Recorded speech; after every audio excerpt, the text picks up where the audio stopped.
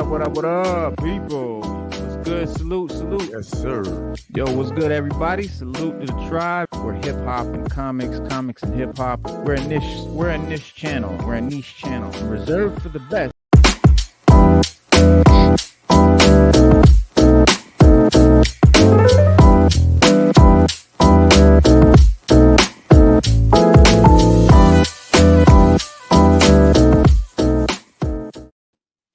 What's good, everybody? Salute to the tribe. Peace to the people in the chat already.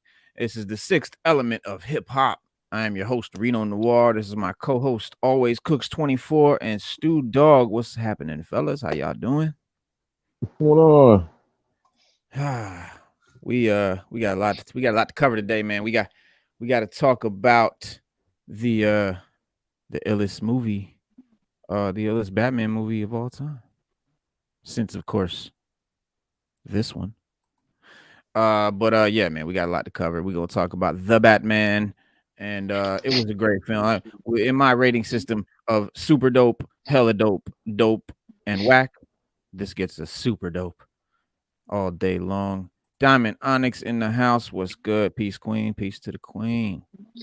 What's up, Onyx? Yeah, guys. So yeah, we saw this movie, and we all loved it. We all loved it. There's a lot of good merits to it, a lot of good points. Personally, for me, this was like the Batman movie I've been waiting for my whole life. Like, this is the Batman movie that I would have made if I made a Batman movie. You know what I'm saying? It's fucking dope. Like Queen, like Diamond Onyx said. You know what I'm saying? It's, and I say that because it was raw, it's gritty, it's like the movie Seven meets The Dark Knight, right? Because Batman's always been very campy and hokey and whimsical, like the 66 TV show, and then the movie that they made and all of that, and then like the comics back then. It wasn't until Frank Miller did The Dark Knight and we started to get the black suit Batman, and they started to get dark and become more, of a Dark Knight type of situation. But Tim Burton did, the first sort of dark Batman movie, which it was dark, it was gritty. Gotham was real dark and crime ridden and bleak. But Tim Burton put that sort of whimsical Tim Burton spin on it that he does, and that, that's cool for what it was. And then you had Christopher Nolan's Batman, who basically did the opposite. I'm echoing on somebody's system. Let me see. Cooks, yeah. Yeah. All right. All right, Cooks, you got something repeating what I'm saying. You get feedback. I have nothing on. I ain't got nothing on. I get feedback. It's feedback. I have nothing on. Yes, check. Yes, feedback. No. Yeah. It might be too close. Are you playing? Are you playing the? Like, can you hear it outside of your headphones on anything? No. I'll go in and come back. I'll go out and come back in. Okay. Yeah. Yeah. Try that. There's no echo on him. It is no echo on him. Yeah. It's because he's using that headset. But yeah. So what I was saying was, so the Christopher Nolan Batman movies, they also attempted a darker Batman, but his were very much like modern, futuristic, high tech, big special effects, big sci-fi, gadgetry and things like that. So it was dark, but Batman had like an unlimited plethora of technology and weaponry at his fingertips. He had a Lucius Fox, and he had Wayne. The corporation was like in full fledged, and so he had all this stuff at his beck and call that he could utilize. This one, he doesn't have Lucius Fox. He doesn't even have Commissioner Gordon, because Gordon's not yet a commissioner. It's very just Batman by himself. It's year 2. He's not seasoned yet. He has, like I said, no support system. He's making all his own gadgets and stuff like that with what he can make, to keep it on the low. He's sort of, muscled up a muscle car, and it's just very, very gritty and very raw and very young. And I think, I just want people to when they go into this film, remember you're not watching Batman the Ninja. This isn't Batman the seasoned stealth guy. This is more of the young, testosterone-filled, rage-filled tank of a Batman, who is, still learning his ways around his sort of ideologies and methods and things like that. So looking at it that way, and the way that this movie was just made, for me, it's the best Batman movie yet, just because of that fact, because it's so real, it's so raw. You know, like I said, the Tim Burton was dark, but it was fantasy. The Nolan was dark, but it was uber realistic. It was realistic, but then it wasn't, because like people don't have tanks and all that shit, that all that stuff that he had and stuff. So it was dope. But and I don't take nothing away from those movies. I love those movies. Um, '89 Batman was always my favorite, and it still holds that favorite special place in my heart. But this movie, man, and you guys let me know how y'all feel, but this movie just, I think it hit it on the head. It just got all the best aspects and just put it together so nicely. Matt Reeves did his thing. He used his inspiration from movies like Seven and things like that, and mixed it together and just gave us a fucking cinematic gem, in my opinion. Does he bag Catwoman? No, Not really, no, but they no. In the they end, she wants him to go. In the end, he could have, but he said no. She wanted him to go on a robbing spree with her, robbing rich people, and he was like no, because by the end of the movie, he realized that he's not a force of vengeance, but he's a symbol of hope for the right, city of Gotham, and right. that's why he didn't go with her. He just was like, you know what, I'm gonna stay here. I need to be better, because vengeance was his whole. That was his main Yeah. thing when he That was the yeah, he was even going by the name Vengeance. Cooks, right. what do you think? Oh, I mean, saying can't argue with that. I mean, it's straight facts, you know. I liked it, how he was being able to show a detective side, figuring out the crimes that were committed. Yeah, You know what I'm saying?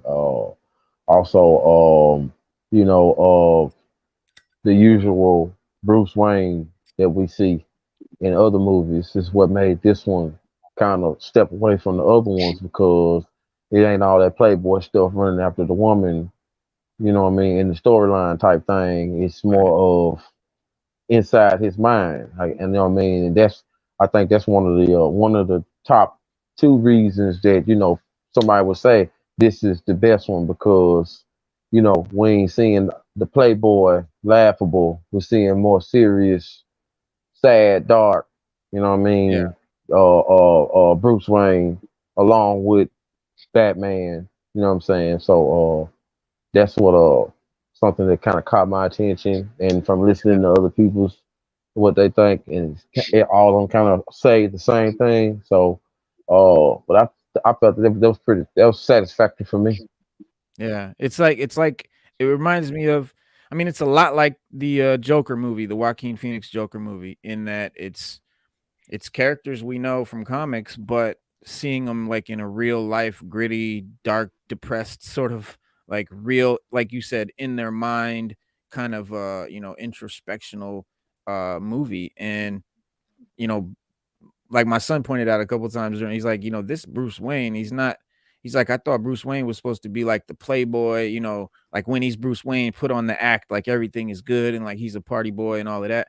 And but they didn't do that. And this one, he's more realistic. He's who he is. It's really like he's Batman. He's Batman even when he's Bruce Wayne. He's Batman. That's just who he is. That's his persona.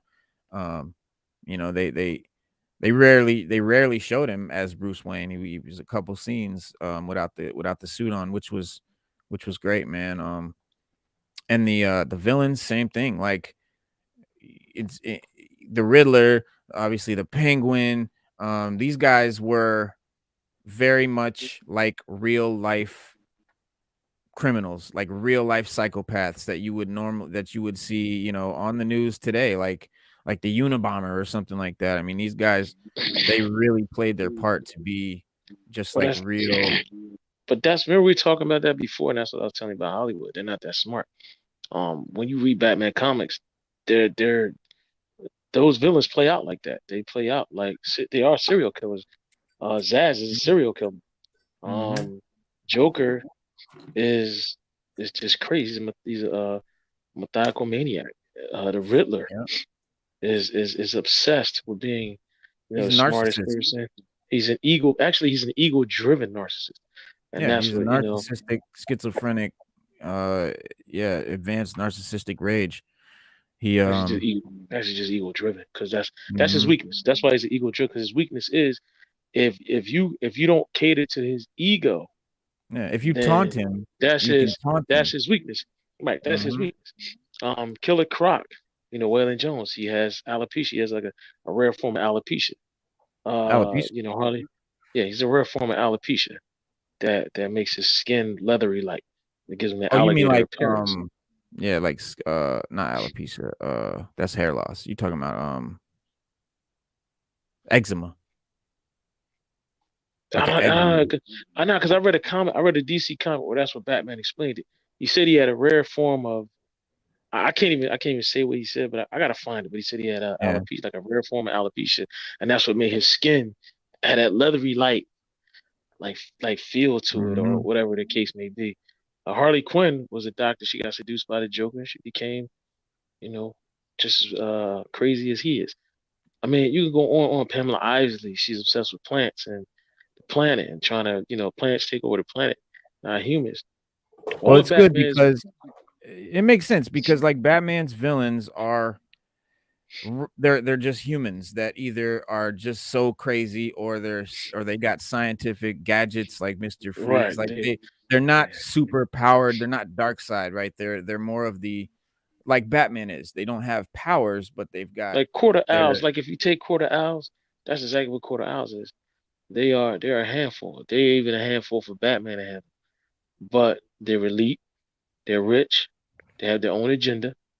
They move in a secret society, and yeah. that's all realistic. You could have something like Yeah. that in this world. They Yeah. just that's just and the talents of what they send out to do their assassinations. They all wear the masks, things like that. And speaking of Mr. Freeze, they're talking about exploring Mr. Freeze in the next movie.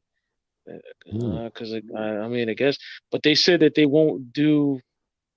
The director says that he won't do. Kind of like I guess I don't know the Mister Freeze suit from I Yeah. guess Yeah. the last Batman movie. But The you Arnold gotta have a Schwarzenegger suit, thing like that. right? You gotta He's have not the gonna suit. do that because He doesn't have to do it that it doesn't spectacular, fit. but Well, yeah, because it doesn't fit this sort of style of movie, where, like the realistic sort of gritty, vibe of the movie because it would take you out of it, like you wouldn't see Mr. Freeze in this universe, not in that suit anyway. They would have to come up with something very. This universe is better for guys like Two-Face, the Joker, the Riddler, Penguin, the gangster right. types, not the Killer Crocs or even the Poison Ivies, Well, the guys because that the aren't director said using superpowers, the guys that right. use But gadgets and bombs and I mean, if you want to make a Goodfellas movie, but if you want to make a Batman movie, gotta have Mister Freeze. Gotta put him in the suit. I mean, come on, he could have worked on it for years and came with his own technology and made something that nobody thought was possible. Like that's how things usually happen. Like people make stuff that people didn't think was possible. And yeah, a little bit of ingenuity, a little bit of tech, a little bit of, back to the drawing board, and look what you got. Because in yeah, the comics, he has to be in that suit. His yeah, body has to be kept at a certain temperature. yeah. So the suit I mean, yeah, is he would what have that's to the only come up with portable thing. yeah, some Yeah. twist That's on the it only because portable thing. I mean, in what, he this gonna drive universe around in what, he gonna in drive this around in a cold van and just open the yeah, doors and shoot people with a freeze gun? exactly, because That wouldn't make sense. in this universe, it really wouldn't fit just because this doesn't like Batman doesn't have Lucius Fox. He doesn't have those super high-tech gadgets. There is no sort of high-techery Well, gadgetry yeah. in this universe. Well, yeah. If you read Batman comics in the beginning, like year one, 2, 3, 4, and 5. He did it all himself. It was just like the Batman in this movie. He Yep. built his own Batmobile. He made his own gadgets, Mhm. and he kind of sucked at it. Mhm. He had the right ideas, but he wasn't an engineer. He didn't have he didn't know how to engineer it. And that's what he learned how to do. He got pretty good at it, but he had to find somebody that was better than him. And he knew that. That's the thing about Batman. That's what he knew. When he found Lucius Fox, he found Lucius because he was like, yo, I gotta make a better Batmobile. Because if you read the early comics, the Batmobile was as big as a tank. It took up the whole street when he drove around Gotham. So he was like, yo, I'm driving around this giant car, Batmobile, and I need something more smaller, sleeker, faster. I need gadgets. I need things to help me stop crime, catch criminals. That's why he got Lucius Fox on his side. But in the Nolan Ryan films, he worked for Wayne Enterprises, yada yada. You know what I mean? But his original story was Lucius Fox. He was like down on his luck, and Batman knew he was like a whistleblower. And then Batman went to him and asked him, "Well, why don't you work for me?" And he did. So he built the Batmobile, the Batjet, and all of that. Which Fox was like a hell of an engineer that did all that. So Mhm. like I can see them progressing to Batman being with the more refined gadgets or gadgets that mean something rather than the sloppy made gadgets that work. I mean, they work, but they're rough around the edges. And that's how Batman first came out. Like you got to go back and read his gadgets where they were rough around the edges, but they work. He needed things that were Right. more refined, stuff that he Yeah. could carry. And I like how they Things that did that he in this movie. I like how they used the fact that he was, new to what he was doing, and they didn't, like in one scene he jumps off the roof, and instead of opening up this big, cool looking Batman Batwing cape like the one Lucius Fox made for him and flying around, he just had a regular, one of those regular glider a suits that wingsuit. is Yeah, in real wingsuit. life. Yeah. People wear them. Yeah, they look like a flying squirrel. They hop on and he floated down, and then he like crash landed. He pull out the parachute and it got caught on the highway thing, and he like busted his ass. Yeah. That was beautiful. That was Yeah, I great. was. I was like, yeah, that's what I'm talking about. Like, give us let's show that this guy is human. He's new to this, but that's what I loved about it, the human aspect, the real aspect. Riddler doesn't wear a big, leotard, you know what I mean? Like, and you Unitard. see here, Yeah. right? You see here he's wearing, the mask he A wears hoodie. looks a lot like Hush. And Mm-hmm. Matt Reeves, the director, Matt Reeves, geniusly wove these two characters together, like I was saying last time, and made a amalgamation of the Riddler and Hush. And then even at one point in the movie, they wrote Hush real big on the screen, as they were like flipping through, I think some newspaper clippings or something like that, some old photographs, and it just said Hush real big on the screen. And I was like, that's dope. That is an Easter egg. That's so dope. And if you know the movie Hush or the comic Hush, um, a lot of the mannerisms or attitudes, things the Riddler did in this movie, the way he sort of behaved, the way he interacted with Batman, was very much just straight out of the Hush comics. And that's one of the things that really made me love this movie. Just the fact that he pulled from the comics so well without making it hokey and campy and goofy and sort of comicky. Like and even Catwoman, straight out of the comics. Year one in the year one comic, became the jump off for Selena Kyle's definitive origins. The storyline helped endow the character with a fair amount of nuance and depth, and it also introduced a key figure in her mysterious origins, being Carmine Falcone, which in this movie plays her father. And Yes. Carmine, the Roman Falcone, is a major player in the Batman Year One, the comic as well. He and his family represent one of Batman's first major obstacles in shaking Gotham City from its yoke of corruption. Bruce Wayne's ties to Falcones were further explored in The Long Halloween, which is another excellent comic that I highly have to recommend. Is a 1996 series by Joe Lieb and Tim Sale. But he's not the only one with connections to the crime family. Selena's role in Year One and the Long Halloween and its sequel, Dark Victory, seems peripheral at first glance, but her appearances are limited to, you know, flirtations with Bruce Wayne and equally flirtations with Batman when she runs in with him. And usually when Batman is investigating Falcone is when he sort of runs into Catwoman, it seems like. And it turns out that Selina is less interested in uh you know, Batman than she is Falcone himself. But it's not until Dark Victory that we learn exactly why. Because early in her tenure, Catwoman Selina discovers that she may actually be the long lost daughter of Carmine Falcone. So people that like watch this movie and they're like, "What? You know, Catwoman's Falcone's daughter? What?" No, this is comic book accurate. While while the Roman is what they call him still lived in Italy, his wife Louisa gave birth to two daughters, which, according to mob boss standards, is one too many. Falcone feared having only two daughters would weaken him in the eyes of the family, so he conspired to have the second child killed. Fortunately, Falcone's unwanted child was saved and later sent to America for adoption. Very similar in this movie, in a way, because he kind of didn't care about it. He was kind of gonna leave her and like let her get killed, like killed the mom. But through Selena, suspects that, you know, she was that child, that second child, like when she hears this story, and even goes to Rome to investigate her origins. And it's never like outright confirmed. In the Long Halloween, Falcone is targeted and later killed by the serial killer known as Holiday, effectively shutting the case, you know, for good, which is another sort of amalgamation of characters that they did with the Riddler. And in the comic world, this origin wasn't very popular. It didn't sit well with everyone. It doesn't help that Selena's story has been rebooted twice since then. But the beauty, it's the beauty of adaptation. It's all fair game for Matt Reeves and Kravitz to borrow from. And you know, and it translates, I think, very well to the Batman. Because the Batman films usually have they split their focus between Jim Gordon's fight with GCPD and Batman's battle with the villains who share his enthusiasm for desperate measures.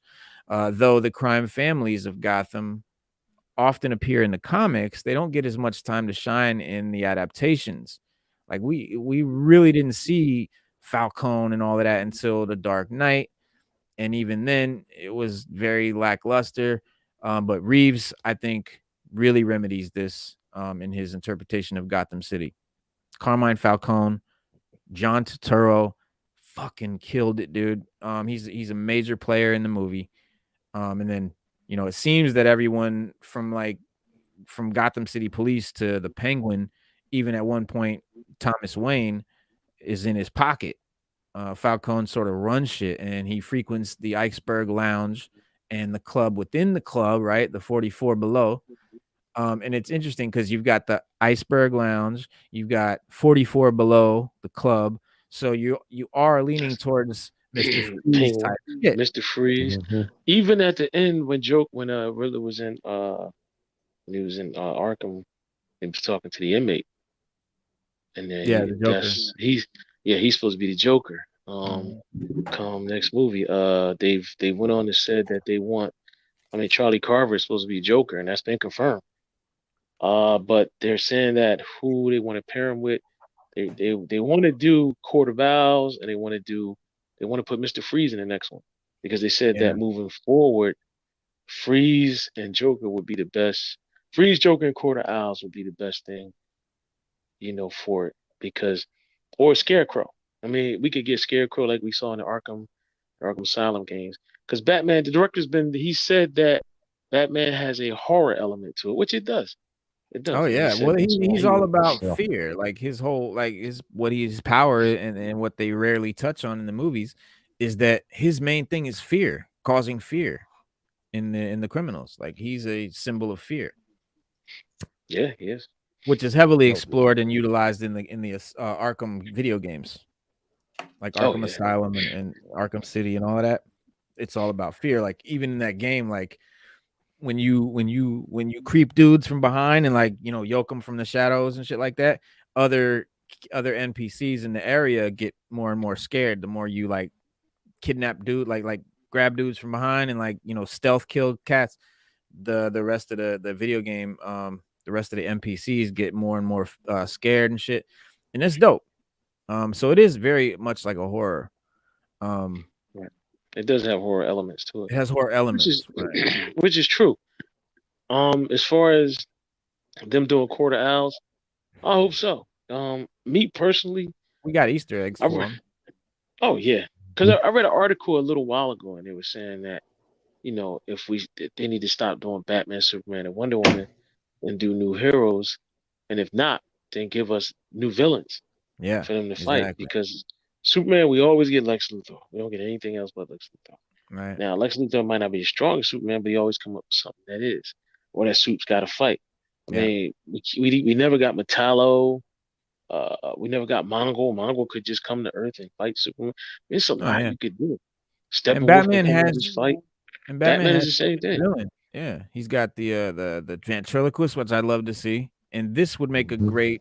This is a great universe for that character because that character is just a guy, a crazy motherfucker with a doll, right? And he's all like a gangster, so it's got the gangster aspect, which is heavy in this movie, Right, right, the right. human Because these aspect. movies, yeah, these movies are disconnected from the DCEU, and Yeah, they're not. Yeah, that's this is right. like They're more not like the connected. Joker, the Joaquin Phoenix Joker, not really connected to the DCEU.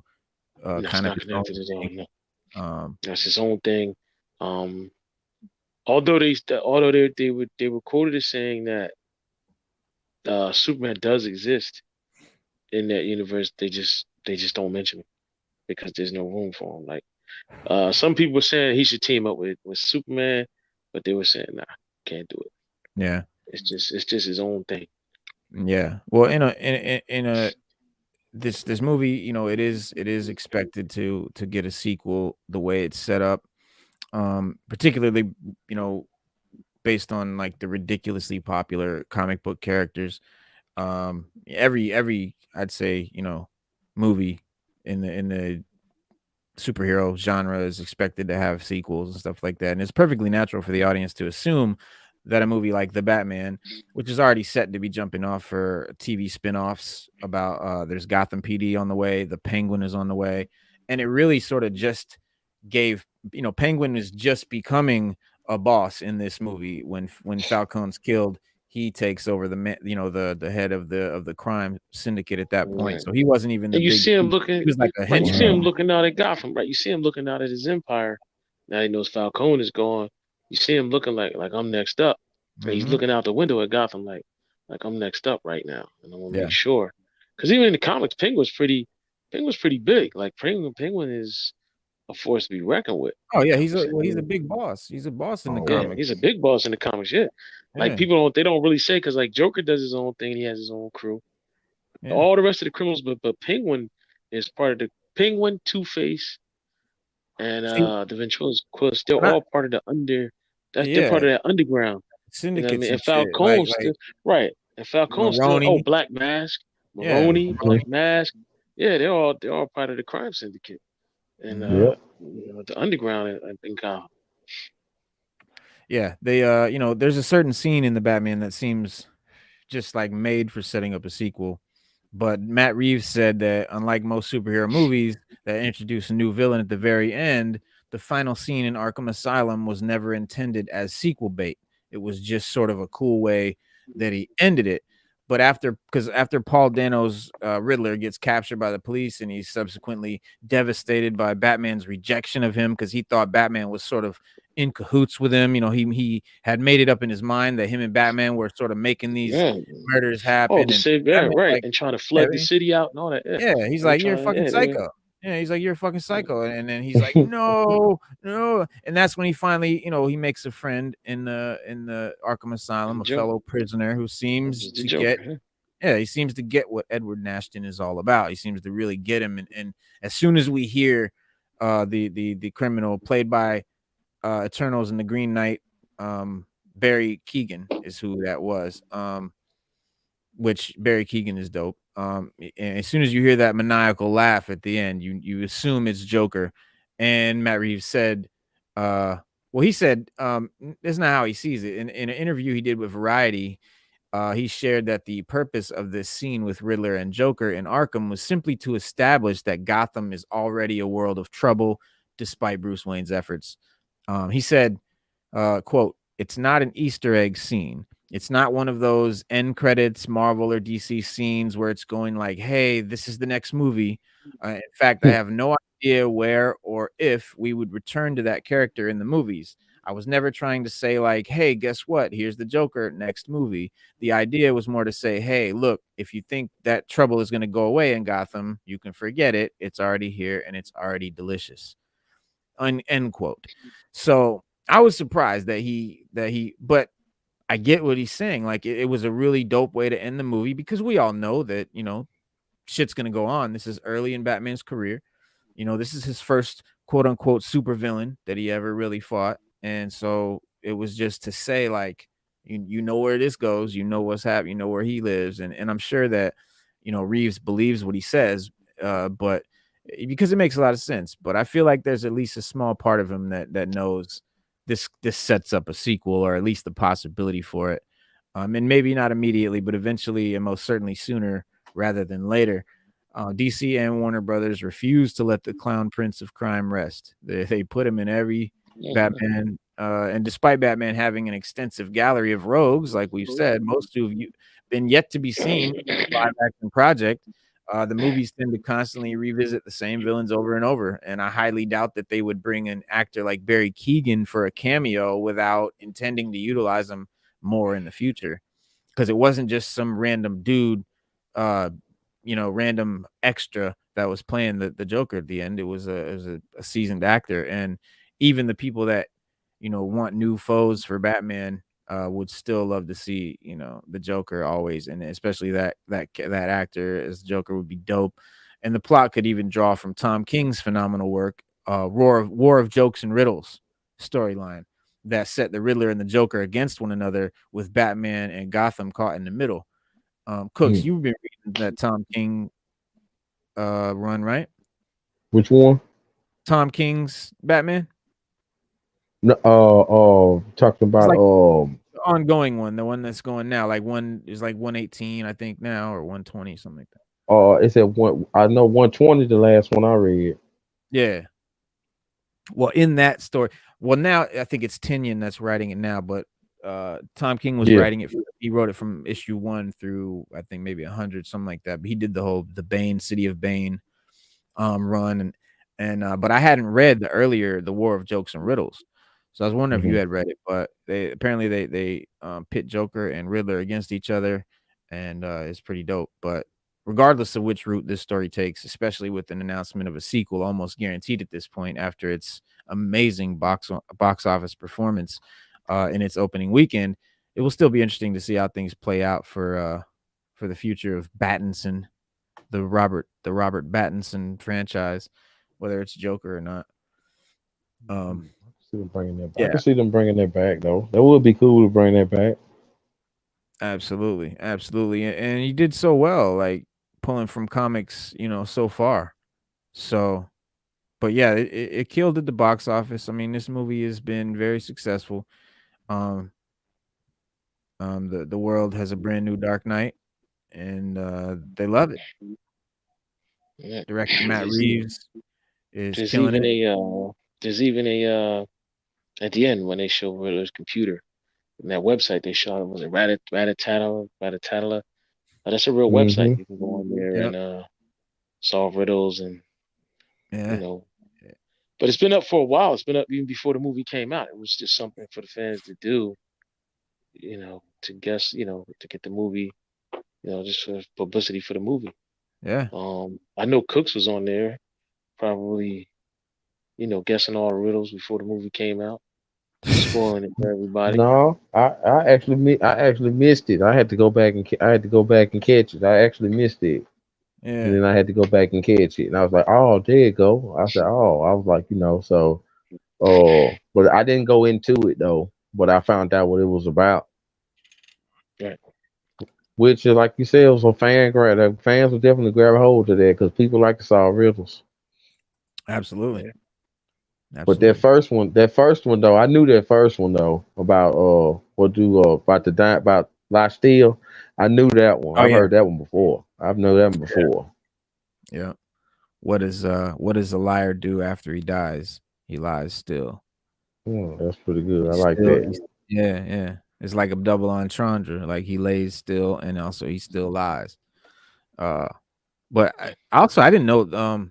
You guys know the Batman first appeared in Detective Comics back in 1939, but they made a live action version in 1943 with Lewis Wilson portraying the character in a live action serial right around the height of the World War II. And then ever since, DC's, always had things, live action stuff. Like in the 60s, obviously they had the TV show. In the 1966 they did the Batman movie. But like I said, man, it was a campy sort of franchise. And then in the decades to come, a more dark and brooding Batman, mainly derived from Frank Miller's reinvention of the character in The Dark Knight Returns. West helped bring them back, to the masses in a new way, in a big way. But I think the true turning point for Batman definitely came in 1989 with the release of Batman, which obviously Michael Keaton and Jack Nicholson as Joker is sort of defining the character, because ever since then in the comics, he's had a black costume, with like the yellow logo and the yellow belt, or some variation, black and gray and yellow or whatever. But it's been ever since then. That's sort of just how people know Batman. Um, Hmm. yeah, and the ridiculous amounts of tie-in products and merch that came around from the 89 Batman. I mean, that Batman symbol was everywhere for like 5 years in that Yeah, movie, yeah, yeah. The black and yellow. bro. Yeah, I Yeah, mean, it was. everybody was Yeah, fluorescent pink yeah. with Batman. Like it was like hats, shirts everywhere. I mean, you couldn't turn and not see that symbol somewhere. It was the big. That was my first. I mean, in many ways, it was the first modern blockbuster. Like that's the It was. first summer I remember, like, oh, this is like the summer blockbuster, and that was like the biggest at the time. It was the big, like, big blockbuster summer movie, like, and there was like a couple movies I think that came out that same year. Like that was the first year where we got blockbusters. And then from then on, like, they were always looking for that big blockbuster. But that was started with the Batman. Ever since, Warner Brothers has always leaned on the Batman franchise with you know, ups and downs, hit or miss. But because like we had the Batman Returns, Joel Schumacher's travesty, and Batman Forever, which was dope. But it sort of was like uh, Clooney with the bat nipples and Val Kilmer and Batman and Robin. Like it was going bad. Like I was like, man, Batman is it's over. Like what can they do now? But then we got 2005 Batman Begins with Christian Bale, Christopher Nolan joints, which were dope. And again, they tried to bring it more realistic, but it was still sci-fi. You know what I mean? And then Zack Snyder's very complicated vision of Ben Affleck's Batman. We got Batman versus Superman, old grizzled Mhm. and ready to kill. Oh, Grizzle. But I mean, that was mostly taken, from Frank Miller's Batman. And this one, man, this movie, it pulls from a lot of like good but obscure sort of Batman movies. And Yeah. I don't know about y'all, but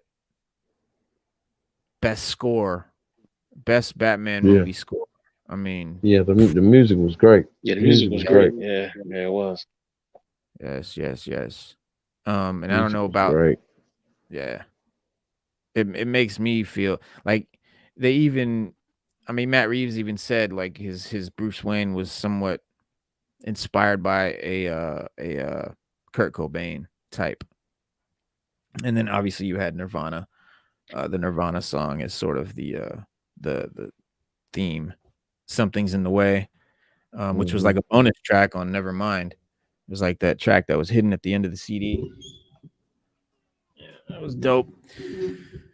Was in the movie Jarhead too.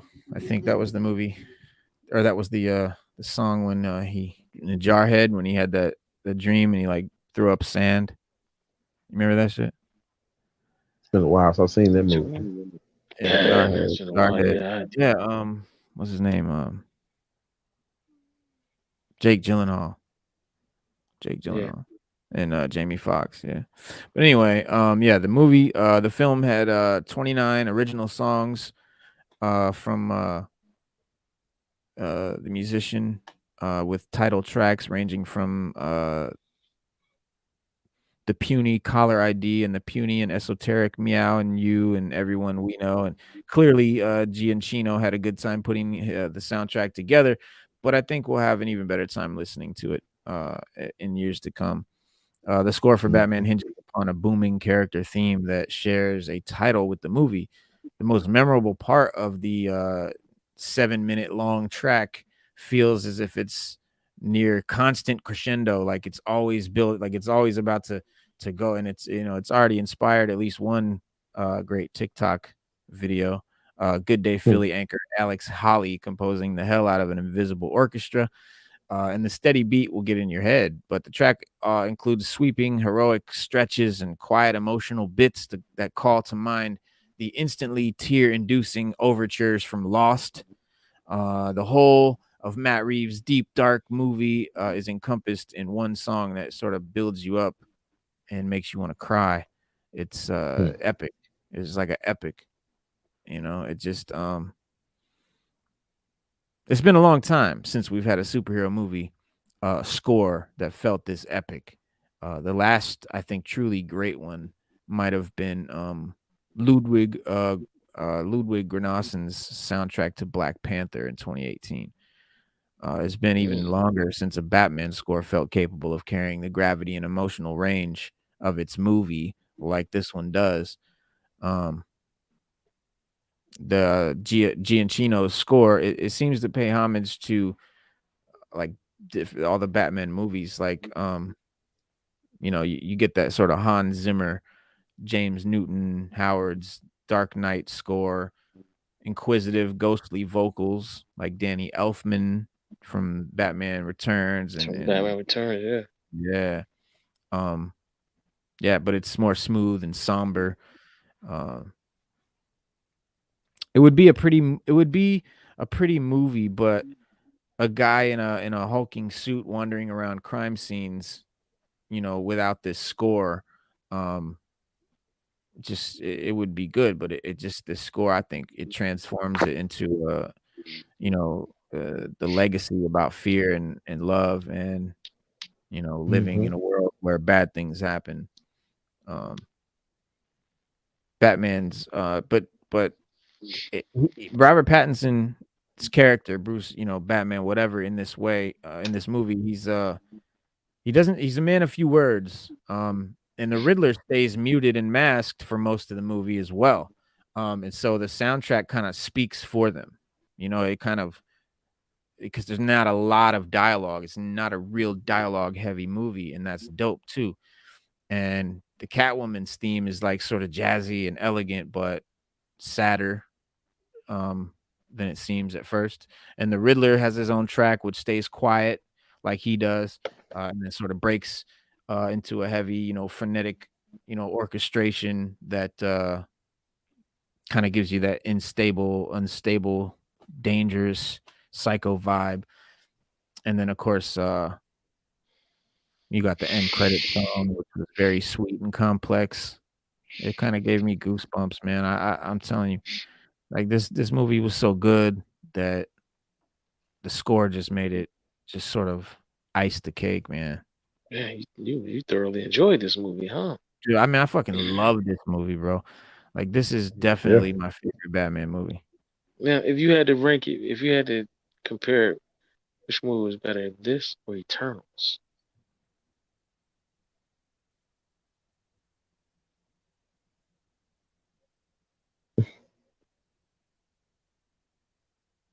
Just asking the question. That's all. Did you really just ask me that? Yeah. I mean, listen, Marvel says Eternals is one of the best movies of the year. Exhilarating, exciting, a fresh new Marvel? take, thrilling. Marvel That's what the says it? commercial says. That's what the commercial says when they advertise Eternals. So Where do you rank this in Batman movies? for me, Top. every Batman movie, for me, Cooks, every Batman movie has a special place. Yeah.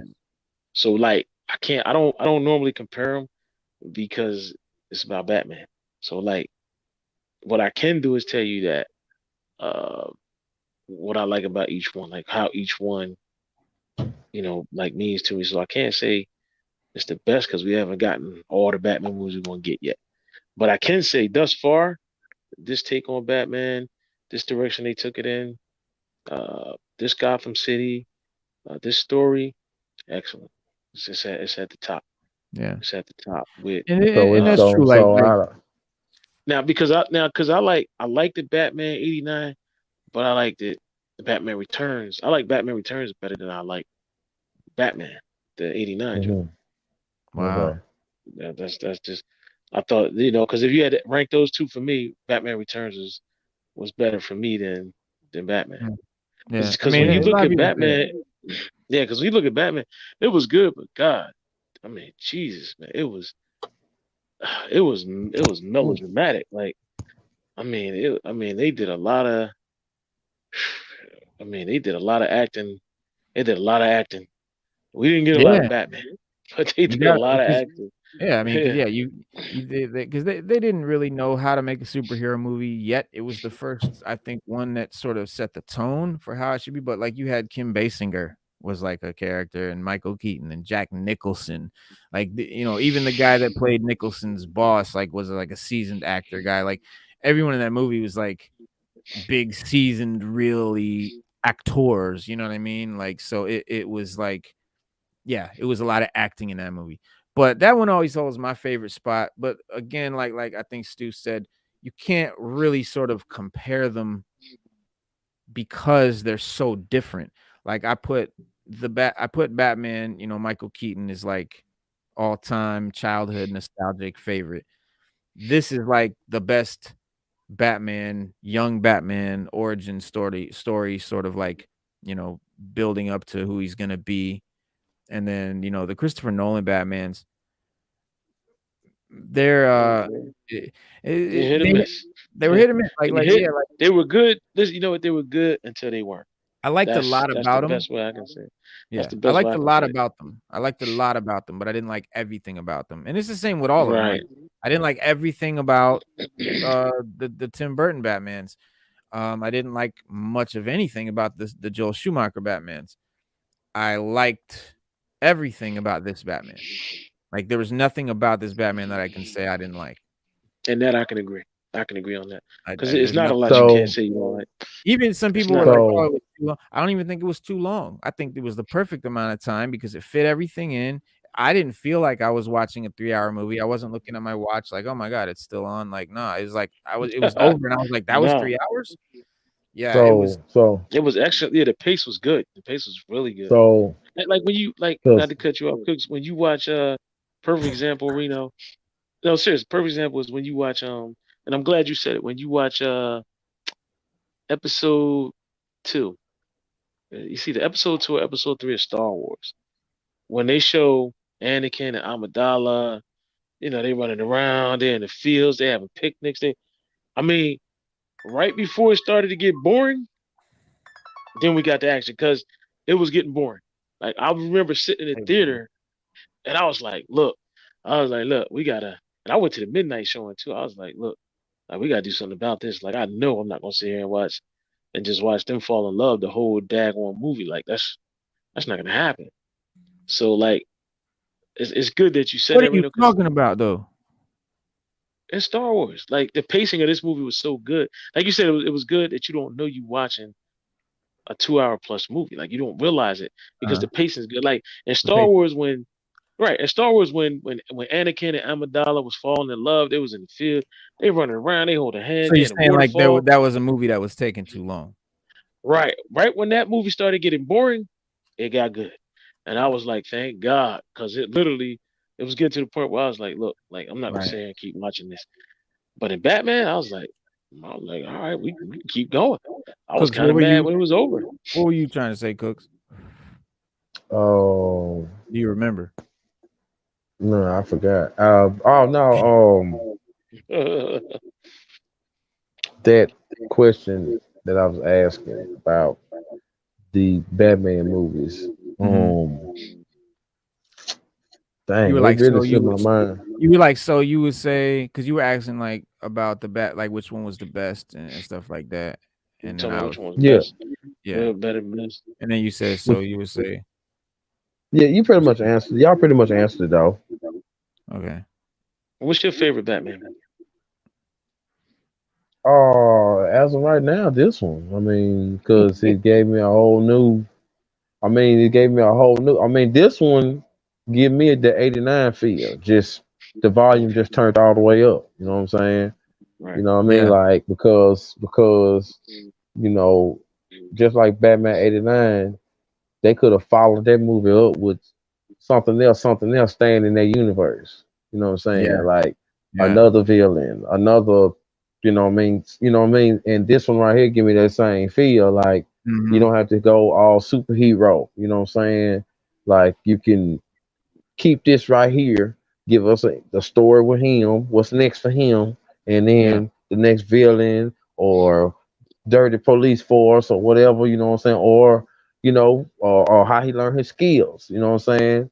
Like it's some things that they didn't give us that's good, I guess you could say, and then there's some things that they can't give us that we're gonna be guessing it, you know what I mean? Because like you said, at the end of that movie, that wasn't really who's next. That was just yeah, there's more to come, There's you know more what to I right. mean? come. So Yeah, that's how I felt. Yeah, you're right. In a sequel, would you like to see a sequel that sort of picks right up from sort of where this one left off, or would you want the sequel to be like maybe 5 years later? Mm, I that's say a Like some hard one, I shit say went Cooks. down, he's I more It's a hard seasoned. one, Cooks. I'd say I wouldn't want to go 5 years later. I say about 2 or 3 years later. You know what I'm Okay. saying? Like he still I still like to see him still trying to forget what's to happen. Yeah. Alfred done he kind of halfway healed up, so he might have a new overprotectiveness over Alfred. You know what I Mhm. mean? Uh, Better ain't no Batcave. telling. You know what I'm saying? Better back Gave cave. time time for, Ain't like, no Riddler to escape and Joker to yeah. come up and do some shit. Penguin to Ain't build up his ain't no telling what Alright. Selena's got going on. You know what I'm Yeah, saying? yeah. And What then villains would there's you like the to see be the what star in the show? villains. Yeah, be the Uh, star in the show. to be honest, man, I'm gonna be straight up with the way this um scenario, the way this Gotham look. I like to see this Scarecrow. I like to see how he'll go Yeah, up again. I like to see his how he would go up against Scarecrow, and like if there was like somebody secondary, like if it was a 2-on-1 type thing. uh-huh. Um, uh, like you said, the puppet master, the puppet dude. What his The name? Right. ventriloquist. Yeah, the Yeah, Ventriloquist. ventriloquist. ventriloquist, yeah. Yep. Yeah, that like somebody that mess with the mind, somebody that mess with your Mhm, mind. You know what I mean? And then mhm. still save, and then still give us a Joker type ending. Like make us wait for the Joker. Like make us wait for him. You know what I'm talking Yeah, about? yeah, yeah, yeah, that would yeah, like, make him the real build up, like, Yeah, a big prize at the end, like, you're gonna get Joker, but you this time, you're gonna wait for him, like, you gonna this is the wait Joker. for him. Yeah, Yeah, bro, like and maybe you've heard the rumors about a particular character appearing in the movie, and maybe you heard about a deleted scene, but if you haven't seen the film, I implore you, uh, to do it ASAP, man, waste no time, but, there is a scene towards the end that, you know, it would have worked just as well as an after credit scene. In it, Paul Dano's Riddler is in the asylum, howling and upset because the man he admired and wanted as a friend didn't get it, didn't get him. And he was inspired by the Batman and was hoping they would watch the world burn together. And he's been rejected and he's in pain. And he encounters the other character in the cell next to him. And this new character, he talks about people raining on Riddler's parade. He says, one day you're on top, the next you're a clown. Well, let me tell you, there are worse things to be. Don't be sad. You did Just it so said. well. And Yeah. and Gotham loves a comeback story. Through a riddle, he explains that he's a friend, and the two laugh together. And he mentioned the word, you're a clown the next minute. One day you're on top, next minute you're a clown. There's worse things to be. So this is we're talking about the Joker, and it's Joker. Barry Right. Keoghan. And you know, though he never says his name, the clown line and the cackle make it obvious who he is. But Mm-hmm. you know that but if it turns out it wasn't supposed to be the only scene with it turns out it wasn't supposed to be his only scene. Matt Reeves told Collider Keegan was going to appear in another scene. He said, let me read this quote by Matt Reeves. He said, "There is a scene that I would love the audience to see that I didn't put in, not because anyone asked me to cut it, but because I didn't think that within the larger narrative it worked, that it was necessary. But it's a really cool scene with that same unseen prisoner in Arkham. There was an earlier scene where Batman, because he's getting these cards and letters from the Riddler and he's thinking, why is this guy writing to me? Am I supposed to be anonymous and he's putting a lens on me. I don't like that. And so he goes kind of profile on this kind of serial killer, like I guess like a profile. So and then he said, and you see him meeting with somebody who's obviously a serial killer himself, who, because it's not Batman's origin, but it is the origins of all these other characters, you're seeing a version of this character who, yes, when you see the unknown prisoner, you're like, well, gee, I think that's who that is. Well, that is who that is, but he's not yet that character. So I guess what he's saying is like that is Joker, but he's not yet Joker. But I like this a lot. It's hard to do the Joker well, and comparing a new version to the Heath Ledger performance, or you saw the reaction Jared Leto's version received. Everyone hated it. And seeing the character early on before he becomes the actual Joker gives you a lot of room for a different sort of performance. But I would like to see what Keegan does with an early version of the Joker. Because if you're like Mm. it like kind of reminds me of the TV show Gotham, where we got that like early versions of all the characters. Oh Like yeah. yeah, like young Scarecrow and young Zaz and young Riddler and young Joker and all of that, and that was dope. But I think we need that sequel, man. We need to see how it fleshes out this movie. It would be a travesty to not expand on it, man.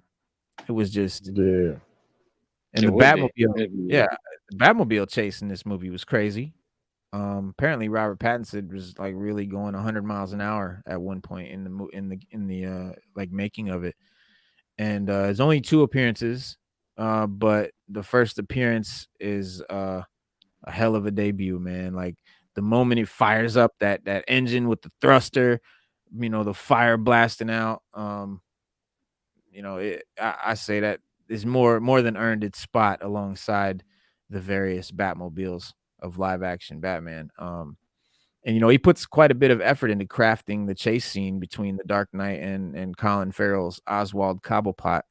Matt Reeves was a guest on Cinema Blend podcast where he delved deep into the making of the movie.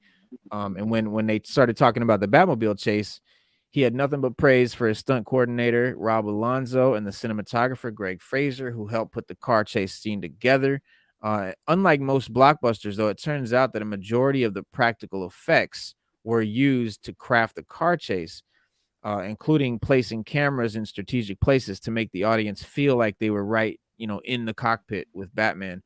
And the practical effects were critical to Reeves' vision, which he was influenced by 70s action era films like The French Connection. You could see also That's placed the audience greatest car scene ever. Greatest car chase ever.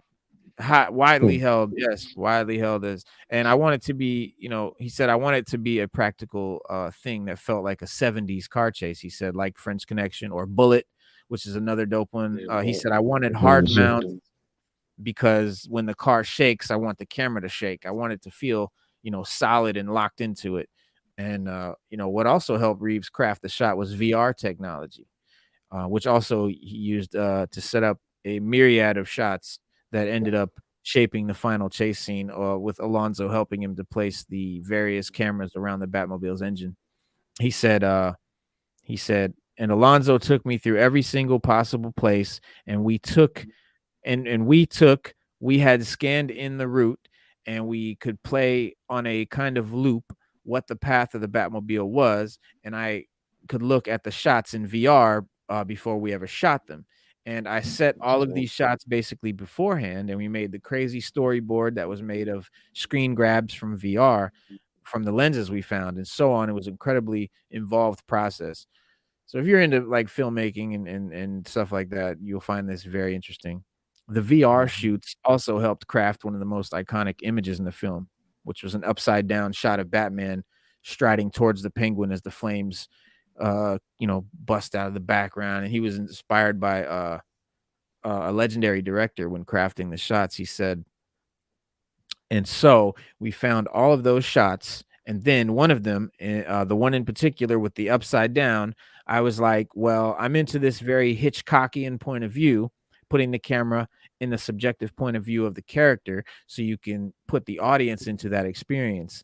So I thought it would be great if at the end of all this propulsive French Connection sort of craziness to suddenly be in the Penguin's point of view as he's lying upside down, as you have this sort of mythic appearance of Batman with fire raging behind him.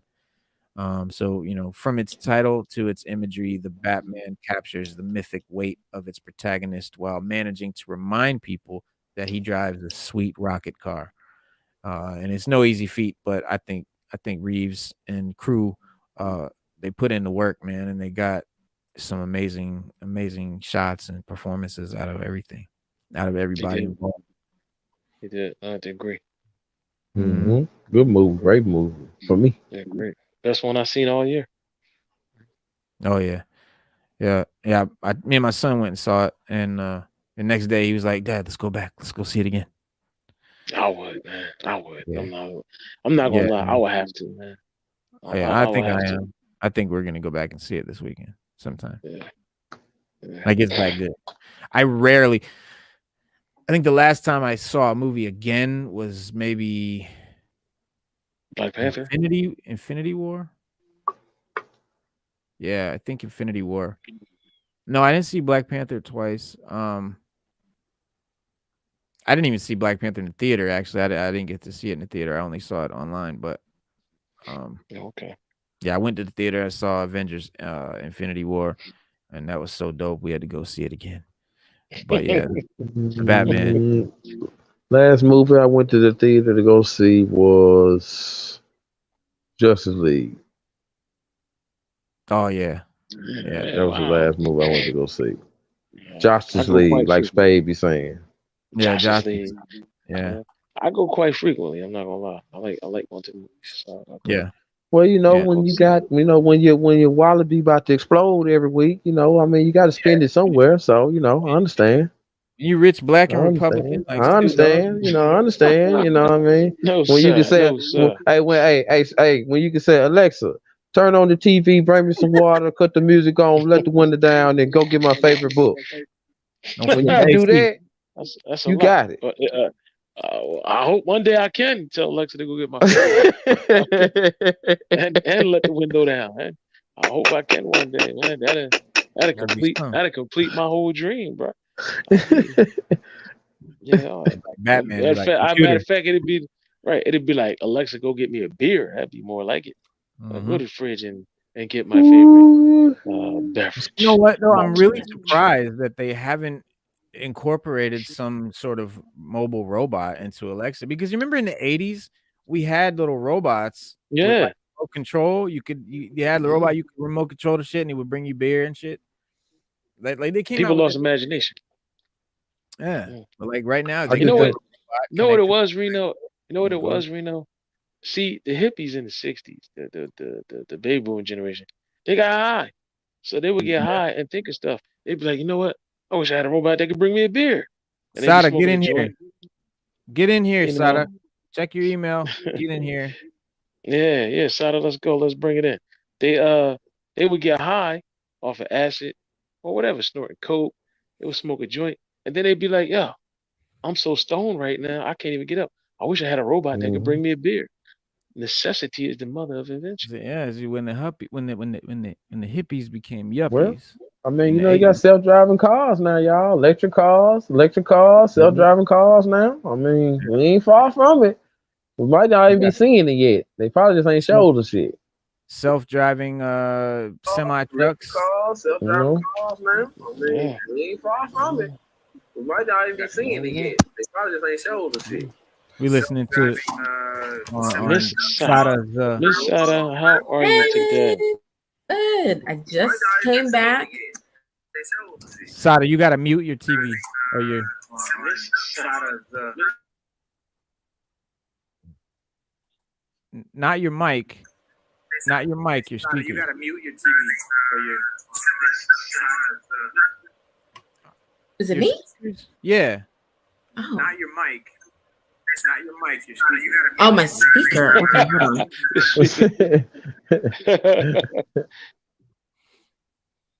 on. Check.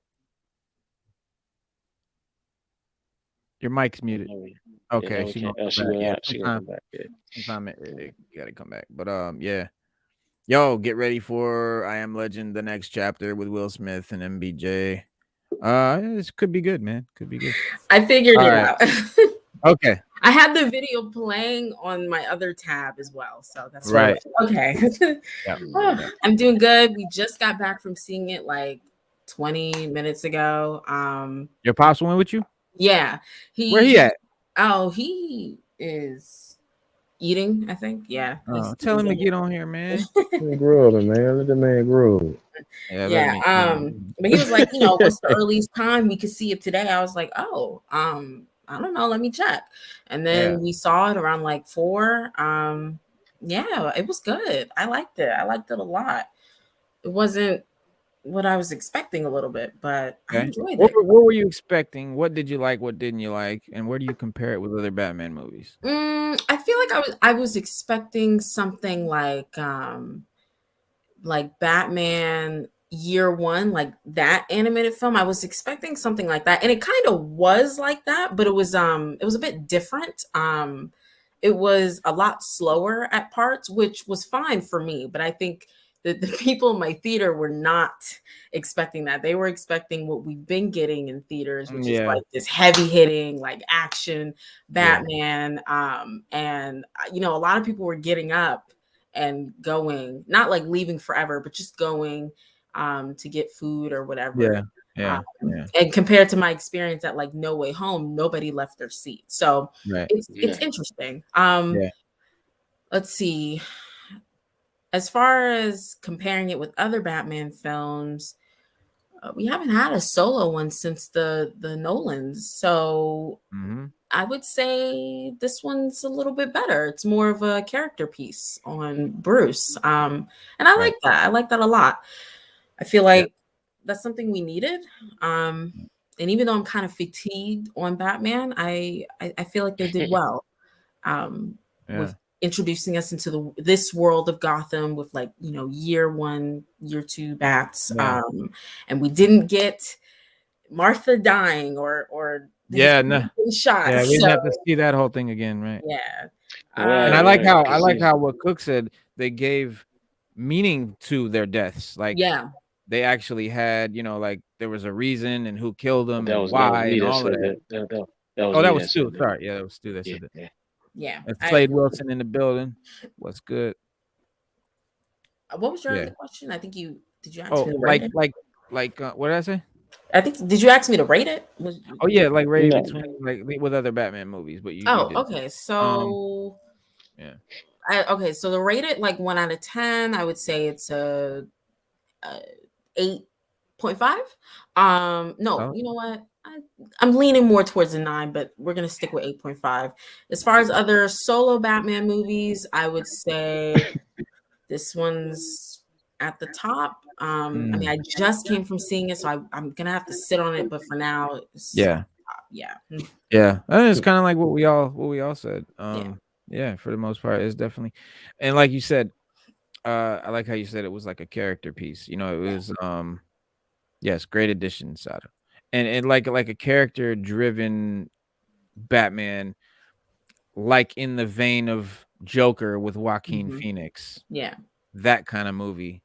So if you like Joker, you'll love this movie. If you're a Batman fan from way back, like you're into the comics, you're a heavy Batman fan, you're gonna love this movie. If you don't like Batman movies, you'll probably love this movie because it's very different. If you don't like superhero movies, you still probably love this movie because it's very different.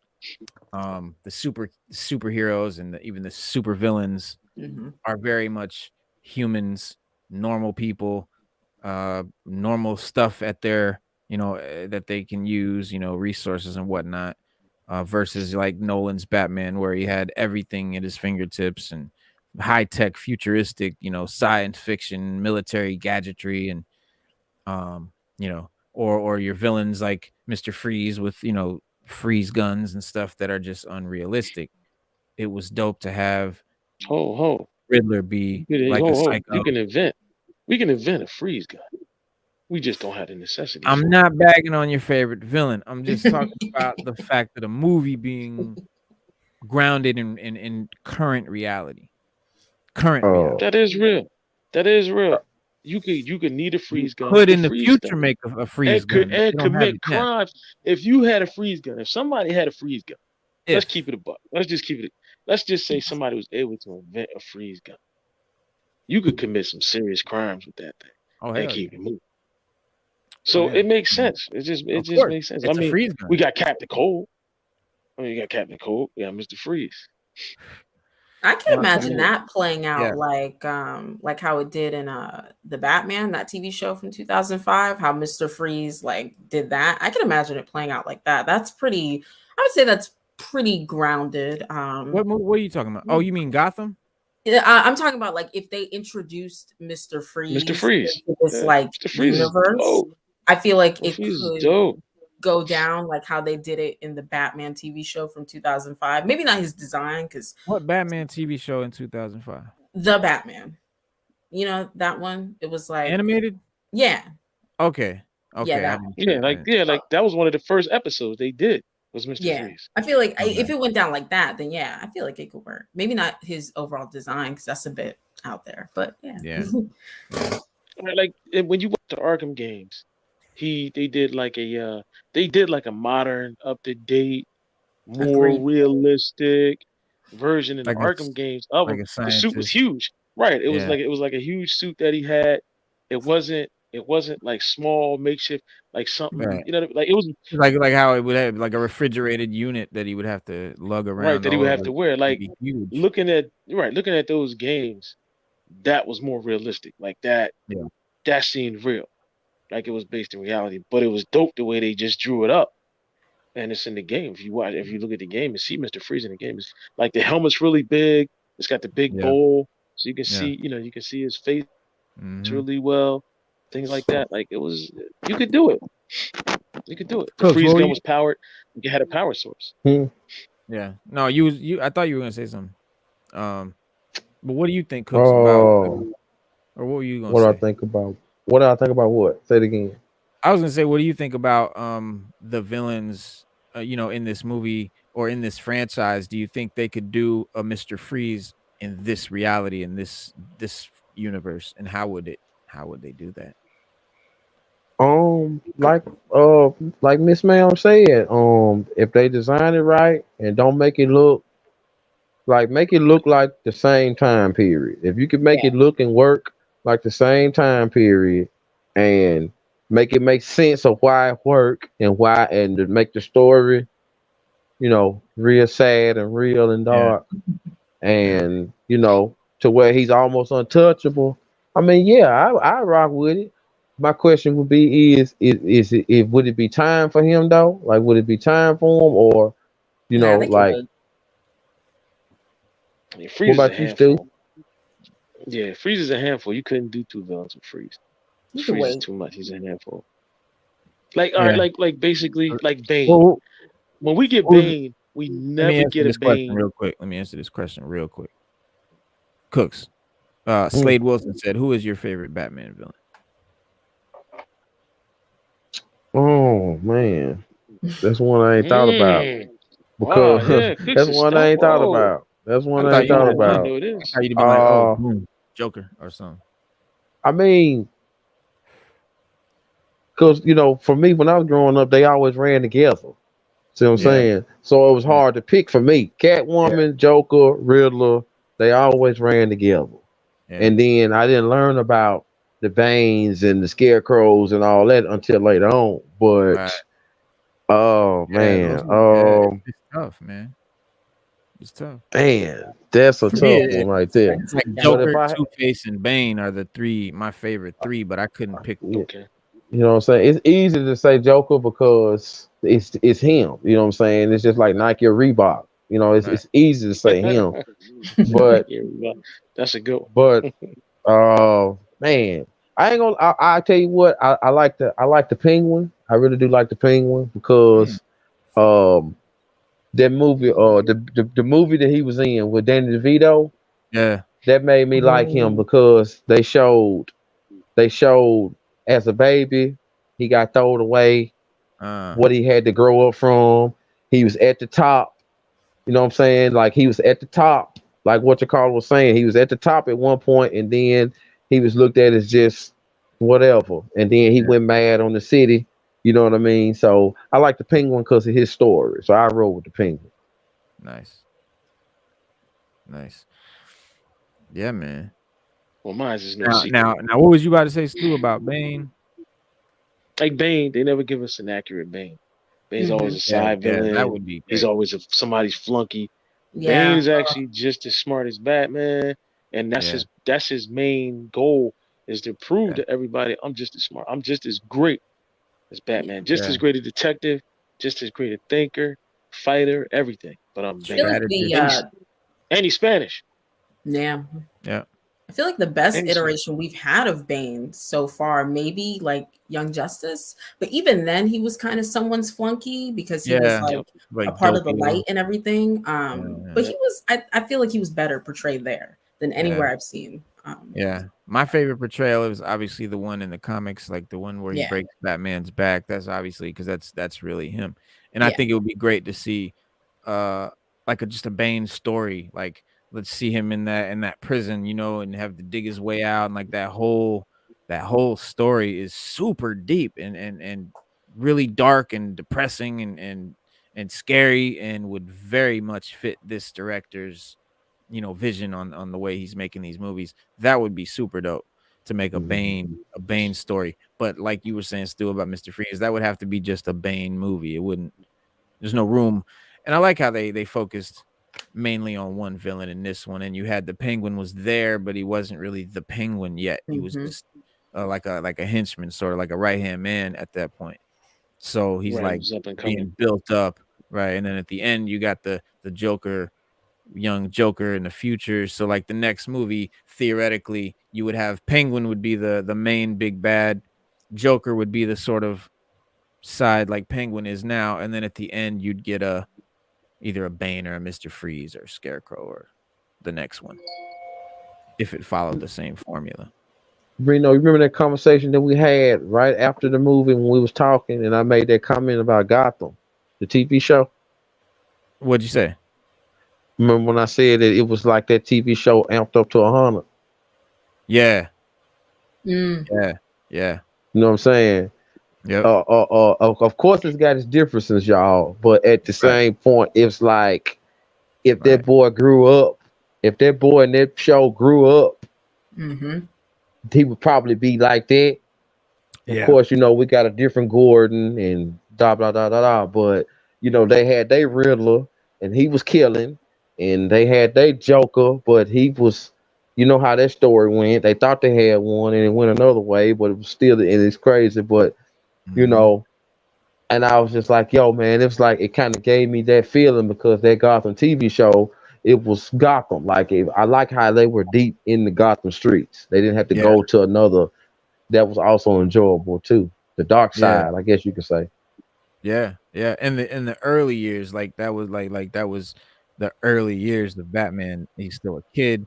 You got these uh the villains are still young and they're still just coming out doing their thing. Like even Enigma, even Riddler was still like a cop at one point, for Right.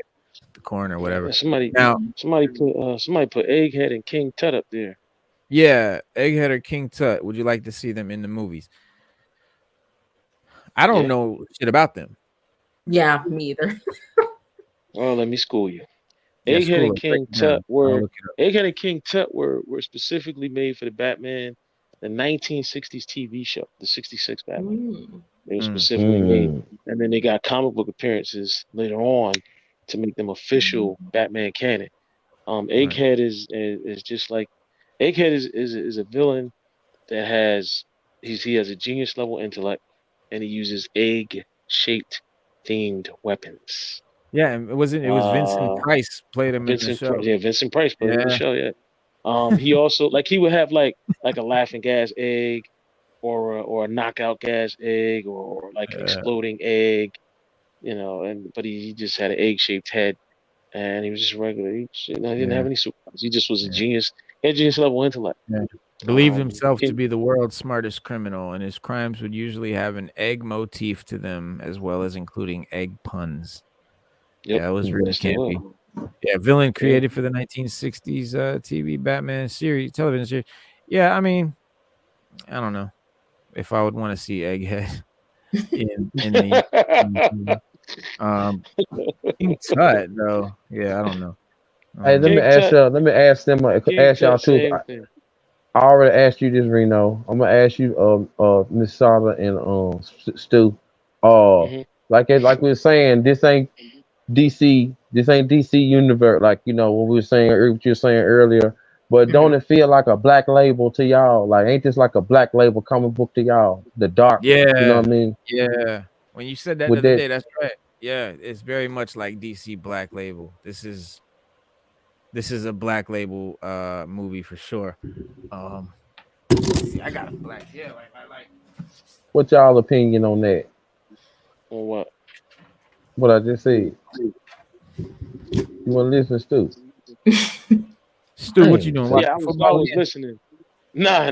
I was listening, but I don't know. I was listening, but I didn't hear you. I was here, but I heard you, but I was. I heard you, but I wasn't Well, listening. what I had said was that Stu, could you relate this movie to a DC Black Label comic book? Yeah, yeah, in a Yeah, way, Oh, yeah. in a It's way, very. okay. yeah, yeah. It would definitely It's rock very, you know what? It's very in the dark. Black Cooks. Label. Yeah, It's very dark. It's very gothic. I ain't gonna even say dark. Yeah, It's very gothic, and Yeah. yeah, yeah. it's very adult. It's very adult. It really pushes the limit of the PG-13 Mhm. rating because of the hmm violence. yeah, It's not silly. Like the one thing about Batman, when they've always brought Batman to the screen, they've always made him kind of Man, cartoony, kind of silly, kind of yeah. like for the Campy. kids. It can't be like make them real. Let's hook us up. Like That's give what us a I. Batman we could believe in. Give us a That's why I believable think. hmm Batman. That's why I think Cooks is right. This is a Black Label Batman right here. Black Label series Batman. It's called Batman Damned, but you can see just by the yeah. art, it's very real, very realistic. Same color Um, scheme too. yeah, hmm and just it would be dope to see the Batman in this form of comic. Man, these are great. I forgot. This is Batman Damned, and like I mean, you got Constantine is in it, but look, I mean, just look at the artwork. You can see this is one of the best looking Yeah. Batman comics. Uh, the Batawang, they say The because Batawang. Yeah. you see his wiener in this comic, the Oh Batwang, God. the I have that Batawang. comic too. I got that comic. Yeah, but Just for the simple fact that I know later on somebody's gonna really want I had all three. I had all three of them tagged and slab because it's three comics, but they're huge. They're like they're like Ronin. You know how TMNT Ronin is really it. Mhm. oversized. That's how they are. That's how this Okay. is. But this is just the hardcover version. Um, Oh, don't forget too, King Tut. King Tut was he didn't really have any powers, man. He that was a goofy looking motherfucker too. he didn't Um, have any power. You know what it was? He was able to he was a scientist He wasn't really a pharaoh, but he was a scientist that dressed up like a pharaoh. Yeah. And he created he was going to release a Yeah. potion Wasn't in a really a TV pharaoh. series it was like, the best way I can explain him is Jervis Tech. He was like a Jervis Tech knockoff. But I think they did it better with Mad Hatter than they did with Pharaoh Yeah, and or Mad King Hatter's Tut. another one. That's Another another great That one. would character. be dope. That would be dope if they That's did Mad another one. Hatter. Like that would Ooh, be, yeah, that yeah. would be really, really good. Yes. Yeah, Mad Yeah. Mad Hatter. Hatter Maybe would be. be And within this Clayface, universe. Clayface would be great too. Yeah. If they did a Clayface Mad Hatter team up, that would I be just great. don't know how if Clayface fits in this universe. You They know can what I do it. mean? As far as it being Matt Deegan, realistic, like yeah, a you could do guy Matt Deegan. molding and morphing, like it was, doesn't seem real. Cause well, in the comics, when they first made him, he wasn't like a morpher.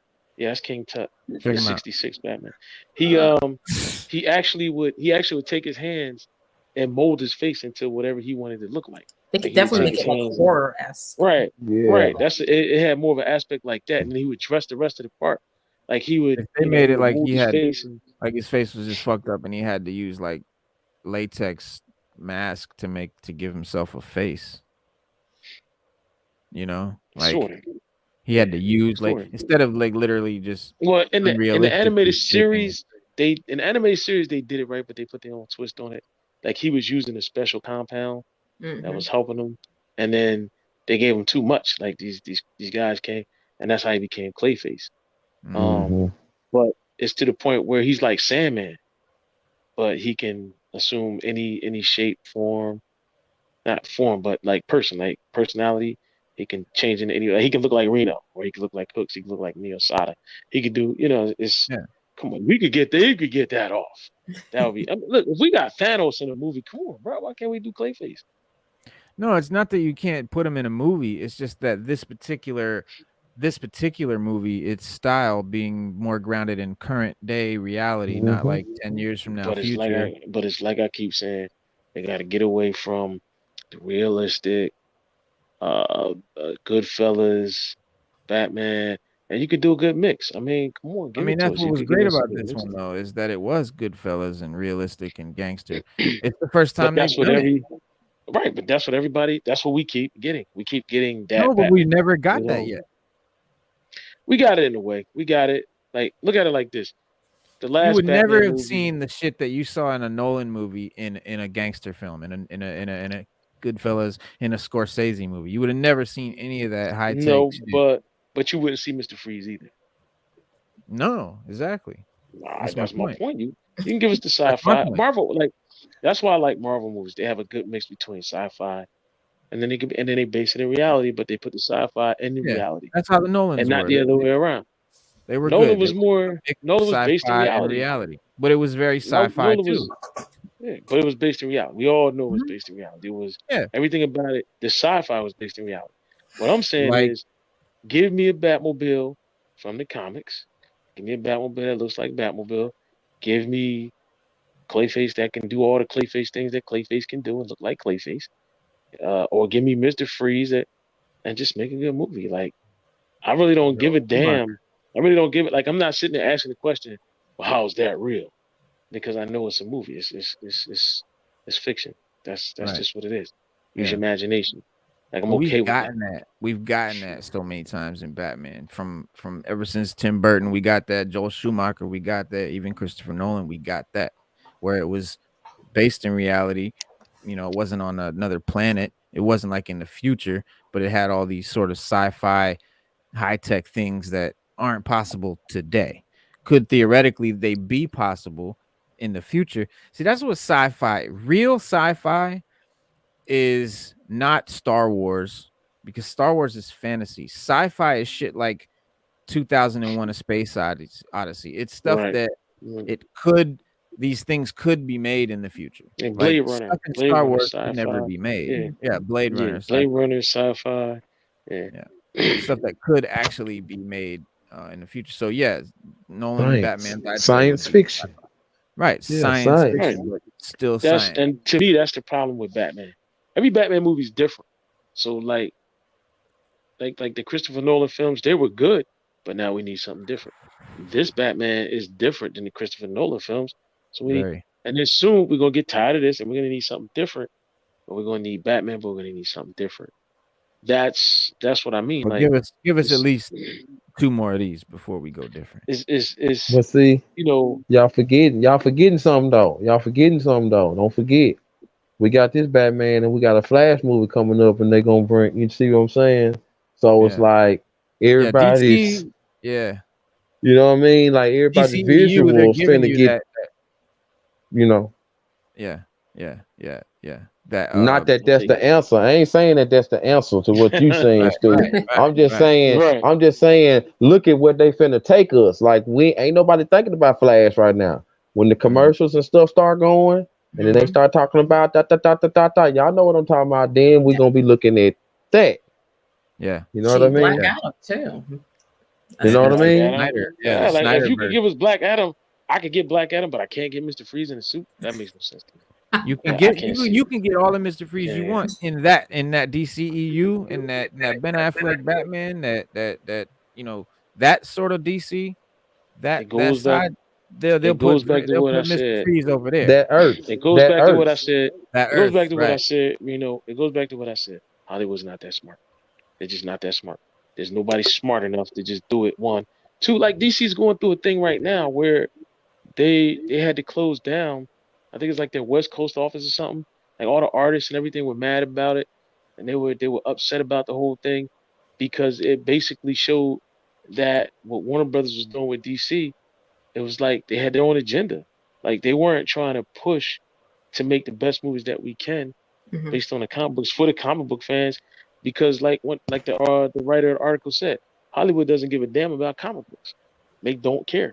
The only thing they care about is numbers that they can make at the box office, which Batman ticket prices are higher than Uncharted ticket prices. If you go see Uncharted or Batman, you know, you might say, well, I got to pay a few more dollars to see Batman when I can see Uncharted for the Where they regular do that price. at?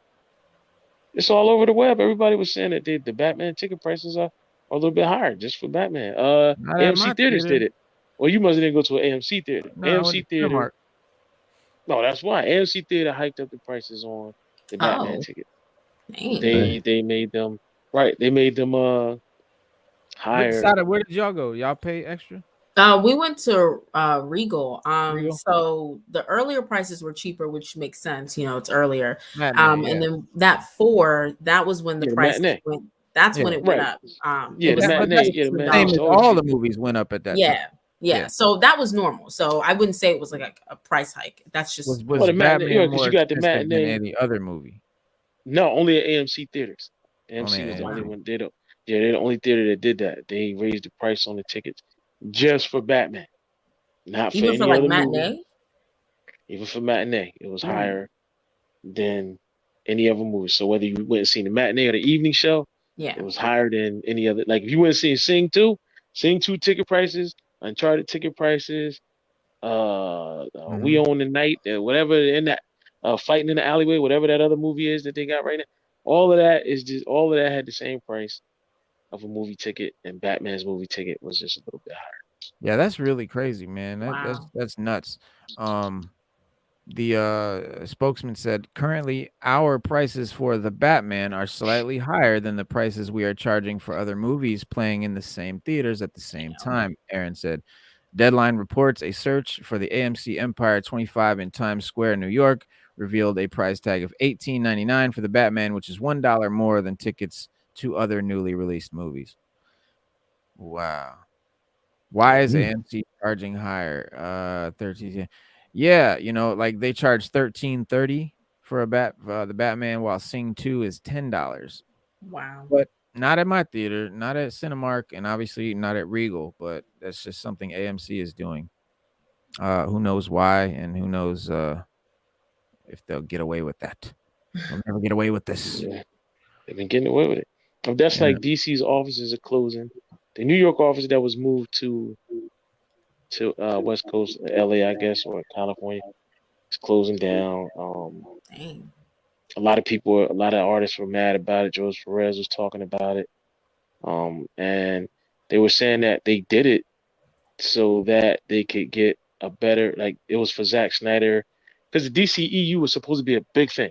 It was supposed to be bigger than the Marvel ECU or just as big. and it wound up not being as big because they had a lot of problems, and those problems stem from them not just sticking with the source material, giving these directors too much control to where they make a movie that's based on their version and not really what the fans want. Like the writer of the article is saying how like this is not what the fans want. Like when we got the Zack Snyder cut, even the actors were like, "Yo, like we filmed a way longer, better movie that had better scenes, and then this movie that we got, like, where's all the scenes at?" And then when they Mhm. released the Snyder cut, everybody loved it. Everybody was like, "Yo, I would have Yo, sat that in the didn't movies even and seem watched like that. 4 Like hours. that was right." Everybody was like, "Yo," and that's what Hollywood mistakes is because Hollywood's not that smart. Oh, wait They a minute, don't hold care on. about the companies. Wait a minute, we got a fucking moron in my thing here. Let me look at this What? chode right here. Hold on, I'm Oh blocking man, this listen. dumbass. Tell a Joker get a job, man. Listen, get a job. Listen, get a job. Get a time machine, and do that. Get a time machine, and go do what you got Get to a do. life, bro. Get a wife, bro. Yeah, like get a Go time get some booty, machine. dog. You Yeah, clearly man. Find you something clearly else need to to be do with your laid, life. sir. Yeah, Yeah. like find something else to do with your life. We having an adult conversation here. You know what I mean? And if you're not an adult, get out. Like, don't come in here with the kid stuff. Yeah, Scram, you're man. Goodbye. unwanted. Do not Yeah, subscribe. Hit the yeah. yeah. Goodbye. Goodbye. See you later. Leave it dirty. Want your kind, You know yeah. what I mean? Do something. Speaking of that, I gotta go, people. I gotta go fight crime because we All right, just, brother. with that just coming up, I gotta go make sure that You there's gotta make sure. nobody else out there doing that. Okay. You know what Secure the perimeter. Mhm. I mean? Right, I'm getting ready Secure to go the secure the perimeter. perimeter. I'll All right, catch you brother. guys Mhm. Monday. Yes, sir. Spend Salute. All right, dude. all right, Be safe, man. peace. Peace, peace. Yeah, guys. King Tut, King Tutin. Check this fool out. Yo, he looked like Fat Elvis. He is in fact named William Omaha. I had to look him up. William Omaha McElroy, a highly regarded professor at Egyptology at Yale University, one day was at work when a student protest turned vicious and rocks were thrown. One such hit McElroy, knocking him out. When he regained consciousness, he believed that he was the reincarnation of King Tutankhamun and that Gotham is the ancient city of Thebes. His ultimate goal is to claim Gotham, that is Thebes, as his own. His antipathy towards Batman and Robin is based on the concept that they've tried to stop him, and as such are regarded as rebels against his throne. His speech is laced with Egyptian history lessons and curses and praises directed toward Egyptian gods. His hideouts are decorated with Egyptian artifacts, and his partners in crime are dressed in ancient Egyptian costumes. Indeed, they refer to him as royalty. When anyone dares to question the veracity of his claims, he gets extremely irate, insisting that he is the the Nabob of Nile, the moon god of Thoth, and stuff like that. And Stu Dog is back with the homie. What's good? Hi. He What's up? What's wants to up? tell you who his he wants to tell you who his favorite superhero is. Wait, first, what's his name? Tell him your name. Sanjay. Sanjay. Welcome to the show, Sanjay, and tell us who your favorite Batman is, or who your favorite superhero is. Who's your favorite superhero? Batman. Oh yeah, yes sir. Yeah. That's what's up. We gone the Batman. The Batman. The Batman. Yeah. King Tut. What a character. Yeah. But he was designed like Stu said for the series, man, for the TV show. That's funny. Doesn't seem like he would really fit in this universe. Which was oh yeah, we talked about Matt Reeves designing sort of his character sort of being inspired by Kurt Cobain. This Colin Farrell's Penguin was phenomenal. You didn't think that you were looking at Colin Farrell at any point. Like he even without the makeup, he would have been playing it super. Yeah, he did great. Yeah, he was crazy good. Mhm. He did great. Crazy good. And then yeah, very much a Taxi Driver vibe with this movie. Like I said, man, it's like Seven meets Dark Knight, meets Taxi Driver. meets, whatever. The Riddler had all these henchmen, sort of Riddlerettes, guys Mm-hmm. online. You know what it's Cooks, it reminded me of like they even showed like an Instagram sort of feed, like he's doing an IG live and shit. Mm-hmm. Like it was like a social media and all these sort of right wing nuts and you know scumbags and sorts that like Timothy McVeigh types that want to terrorize and do domestic terrorism and stuff were sort of linking and following what the Riddler was saying, and they all sort of agreed to meet up at this one place where the mayor elect was doing a speech, and they were gonna snipe the mayor, Dumb. which She was dumb. that was I hated to Like, say it, why but, would like, you she step so out deserved what she there? got. Like, yeah, you deserve that. Your Like, dumb come ass could be on. walking up. No, excuse me, attention. No, Like, come on. yeah, And then they didn't even do a headshot. Like, y'all had plain view, but I get yeah, it. Movie. So movie. whatever. Mm-hmm. She's got to survive. So, Yeah. but yeah, they were, all the time in the trailer. This is not the Riddler. This is one of his henchmen. There's a bunch of guys, bunch of Slim Shadys, all dressed in the Riddler garb, and they all meet up and they all. One thing I didn't get was they all had Saran wrap around their head. Yeah. What was that about? I don't recall this Riddler doing that. Yeah, he didn't have the saran wrap, so Or I don't did know what that he? was Oh, about. maybe it kind of does. Look, if you look around the edges, there's a sort of white around the back, Um, right around the back. yeah, but even then, it's on like the outside. Their thing was like on the inside, like on their actual like It was face. on their head, Yeah. like around their hair. Oh yeah, And they have yeah. that So mask on, which is kinda I think that is what he's doing. I think maybe so that mask, what they told us, one of the people on the Reddit or the, whatever you call it, whatever mhm. social media it was, they were telling him to get that mask. They said it was a winter like an army surplus, like a Yeah, winter it's at like war the army mask or something surplus like that. store. Yeah. Yeah. Mm-hmm. Yeah, so that's a real military winter sort of mask for winter, and looks a lot like Hush, a lot like Hush. Yeah, his It was dope. They wrote Hush on the Yeah, screen, real yeah, big. I Like, saw that. that yeah. was cool. His performance kind of reminded me of Bane for some reason, like the what Tom Hardy Mm, did with Bane and like the mm, Nolan film. It kind of reminded me of that for some mm, reason. Some parts were really over exaggerated, made me laugh. mm. Yeah, His screaming and singing was like, okay, all right, it's yeah. too much, but I That get that it. that that that scene where him and Batman were in the visitation. Yeah, I Yeah, was like, okay, yeah, It gave me a soft feel. yeah, yeah. You know what I'm Like some of saying? the contraptions he was making for the yeah. victims. Yeah, like Saw. Mm-hmm. It's so And then funny. I it's thought, like, go ahead. What'd you say? oh no, you can go. I'll go afterwards. Oh, I was just gonna say that, like, just like it also, it gave me a soft feeling because every time, seemed like every time he would be just about to figure it out, he realized he's supposed to be somewhere else. You know what I'm saying? Mm-hmm. Like what happened with Alfred when he was Hmm. figuring that out. Then it's like, oh, boom, and you know what I'm saying. Then you Right. got the music. Then you trying to get there, and so yeah, Yep. it was. That's what I kind of got from that part. Those Mhm. parts.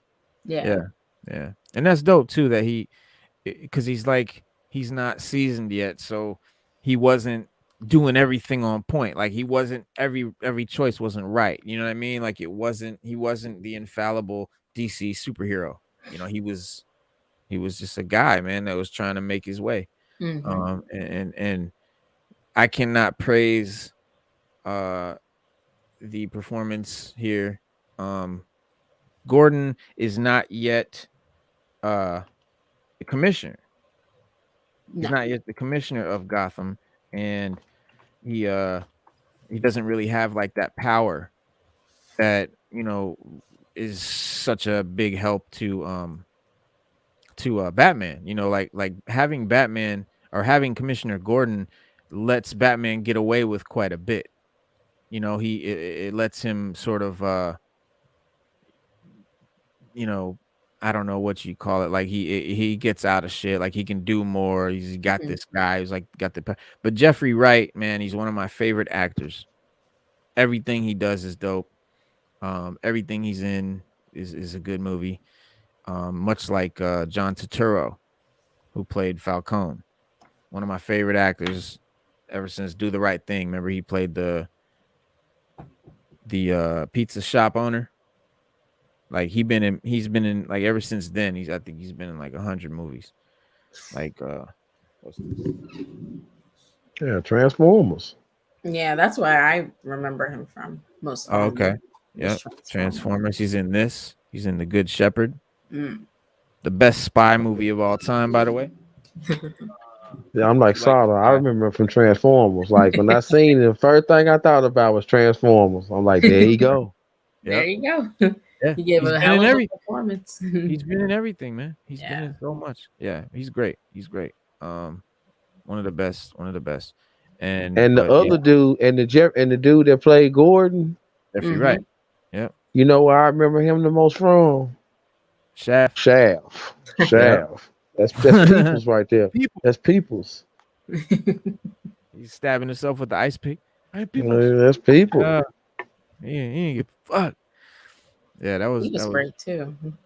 and that's crazy. Like that his role as people compared like against like almost any other role he does, you're like, man, this dude is an actor. Yeah. Like he really Mhm. is an actor. Like this motherfucker. He was in Westworld, that show Mhm. Westworld. Did y'all watch that? Mhm. I don't Hell watch of hell Westworld. of do you like sci-fi? I do. Yeah.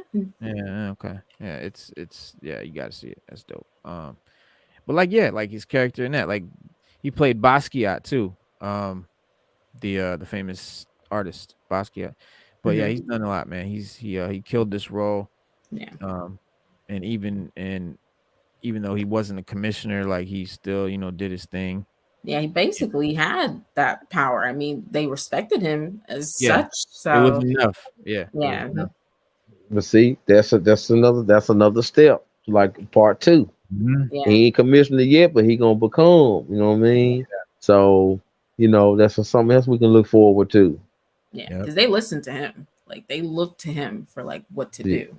So sure yeah. do. And I'd like to see um Harvey Dent. Hmm. I really thought until he did that laugh. Yeah. I thought it was Harvey Dent too. So I'm not Um, crazy. yeah. It looked like half his face was Yeah. normal.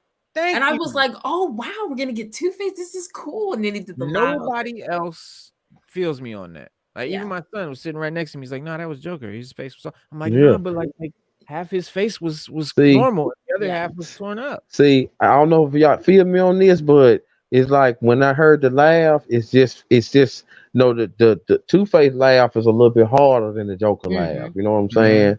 Joker laugh is more cynical and funny, and Two Face laugh is more imperative and like what I mean. Like I got you devious. by your neck. You know what I'm saying? Uh-huh. Like Yeah. so. But I missed it. I missed the face part because see, like once I seen the kind of painting, whatever, like Hmm. that, I was like, oh man, like Yeah. okay, but Yeah, it's so just the way they did it in the lighting. I The was like, lighting oh, they're really made covering it. half his face. I'm telling Oh, you. nah. Yeah, the lighting really made you think it was Two-Face. So I'm glad somebody else now I don't feel crazy.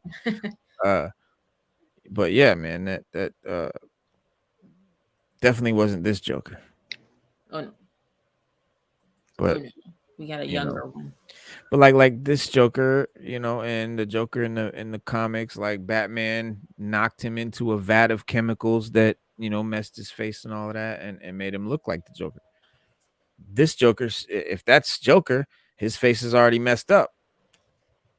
So what made the Joker? If not Batman, that's always been a staple. So that'll be interesting to see where they go with that if they do make the sequel, man. But I don't know. It's not enough not enough good things I can say about this movie. Yeah. I recommend the hell out of it, and I'll be seeing it again. Yeah, I feel like I want to see it again. I just found it funny, like the last part of Riddler's plan was dependent on Falcone being alive and being like brought into the spotlight. I mean, I'm glad Selena missed at point blank, when she confronted him and the lights went out. Right. Because then what would have happened? Like, how would his plan have gone if he was already dead? Like, maybe Yeah. something else would happen. I don't know. But that was just a funny part. Yeah. But Yeah. otherwise, it was Yeah. great. Like, it was really good. I like the slow parts. I love a good mystery thriller, and they delivered on that 100%. And that's Yeah. why I was so excited for the Riddler, Yeah. because he's all about that. And it's Yeah. like, Yeah. Yeah. And I think, like, I heard one guy outside the theater, he was like, I've seen every Batman movie, and this one just didn't have that wow factor. And I'm like, bro, you sound dumb. Like that, like wow factor. It don't every movie doesn't have to be, Guardians of the Galaxy, right? It doesn't have to just be constant yeah. laughs and bombs and But I think explosions. that's what people are conditioned with, Yeah. especially with the MCU and even some DCEU movies. They're conditioned with that Uh-huh. this action 24/7, and it's nice that this movie kind of slowed down. I liked it a Yeah. lot. Yeah. Like Mm-hmm. whatever you thought of Joker, it's clear from the crowds cheering, Arthur, the Joaquin Phoenix at the end, that it sets up something for the future. Whether that means a sequel or a sequel set down the road a bit. I think the message is that anyone can become a villain. Mhm. Anyone can be the next Joker. You might not be who you think it is. As Arthur Fleck loses it completely on the late night show, and people around him on the street yelling his name in Joker masks, you see the formation of future villains being formed.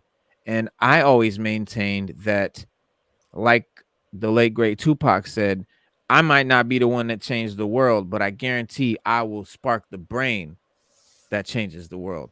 So that might not be the Joker, but that's the guy that inspired the guy who becomes the Joker.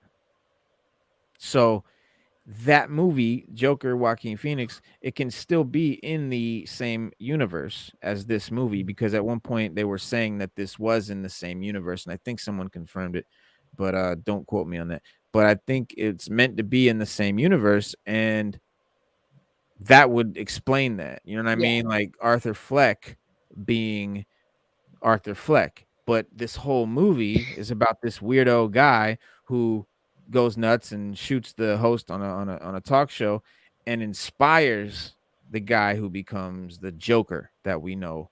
You know what I'm saying? So that was always my theory on the movie. I don't know. Mm-hmm. I don't know if that makes sense or not, but we see in this we see that in the Batman as well. After the Gotham mayor Mitchell is murdered by the Riddler with "No more lies" written across the duct tape on his face, people flock to the memorial service with the same words written on signs, and they've connected with the bad guy. And uh, you know, I'm not gonna go into how our world seems to echo that, with people lining up in droves behind the real world villains here, in our current time and world. But, I don't have to, because I'm sure it already popped into your head who I was talking about. But Mm-hmm. it is very easy to be swayed by people who are in the public eye. We form teams, right? We take sides. We're either Team Edward or Team Jacob, Team Riddler or Team Batman. We're inspired by people who take action, sometimes even if it's not good action, or positive. We wear Joker shirts. We get tattoos of Joker on our bodies. The disenfranchised and the downtrodden follow the Riddler's every command. We're influenced by what we see. And I was thinking about this while I watched the Batman. At I watched the scene with the mayor's shell-shocked son who discovered his father's body, and my heart broke for the kid. And I thought of how Bruce Wayne saw himself in that child, and I saw Bruce trying to like save himself when he pushed the mayor's son out of the way of the car running into the church at the memorial. It's like a parallel storyline. Like he was saving himself in a way. But like but like, and then I thought of the movie Joker. And we watched those people cheering for the murderer with signs and chanting. And I thought about how celebrities influence us, who are our role models here. Violent people, killers and villains and all of that. But the Batman doesn't kill. That's one of his rules that he's stuck with to varying degrees over the years. And of course, it wasn't originally, when he first started out, he did kill villains. In the original comics, he carried a gun and shot bad guys. That I don't kill came later. But I thought of that kid who sees a superhero and is inspired, you know. But it made me wonder if this kid, the child who suffered in the same way as Batman did, would take up the mantle one day. And I'm not saying Matt Reeves set this up to frame a sequel, because, like he said, he didn't. But or that, like, laying the groundwork for a spin-off, which there are going to be spin-offs in those lines. But I'm saying that this is what it feels like to me, and that there's no reason, with the multiple versions of the same heroes and villains that we have in the DCEU, that someone couldn't connect it, loosely down the line. Actor Archie Barnes is listed on IMDb as only Mitchell's son, and leaving him unnamed might open him up to some super possibilities. He could change his last name and no longer be associated with his corrupt father. He could become, if not the Batman, a Batman. He could become a Robin, right? Or a Nightwing or whatever. He could also become a villain. But here's why I don't think that's going to happen. Bruce Wayne's arc in The Batman takes him from hurting bad guys with hopes of bringing himself comfort to trying to bring hope to a broken city, right? He was vengeance first. They kept calling him vengeance. And then at the end, he was like, instead of being a symbol for vengeance, I need to be a symbol for hope. And this child watches a man in a bat suit who just stares at him, while he's hurting, and he sees a hero working on a crime rather than giving him a hug. And I'm sure all heroes around little Bruce did, they did the same, back then. But stories were written about what a poor little boy Bruce was, leading up to the young Riddler to resent the hell out of him. And lots of people spoke out, but who really helped this kid? Like, this is where the young Mitchell boy could have gone. Later, though, Bruce pulls the boy out of the way of the speeding car. My one quibble, if there is one, with the Batman is that it wouldn't really be hard to figure out who Batman is, because we got technology like facial recognition, and stuff like that. Like, his mask only covers his eyes. So if the kid finds out that Batman is this normal person in disguise, that's going to change his perception of heroism. But more importantly, in the end of Batman's arc, has him pull people out of the flood to safety, including this kid, instead of punching bad guys.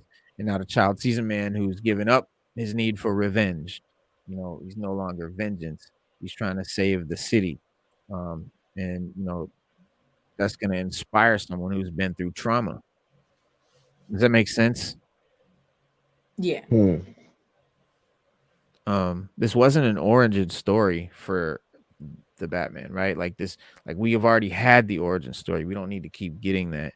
We don't need to keep seeing his parents getting shot, and the pearls falling everywhere. Like, but maybe it's like a roundabout origin story for a new Batman or a Robin or another superhero down the line, like with Joker, like someone seeing him become like that. That might be, he might be the one that inspires, the next hero. A traumatic event can give you PTSD, but it can also cause post-traumatic growth.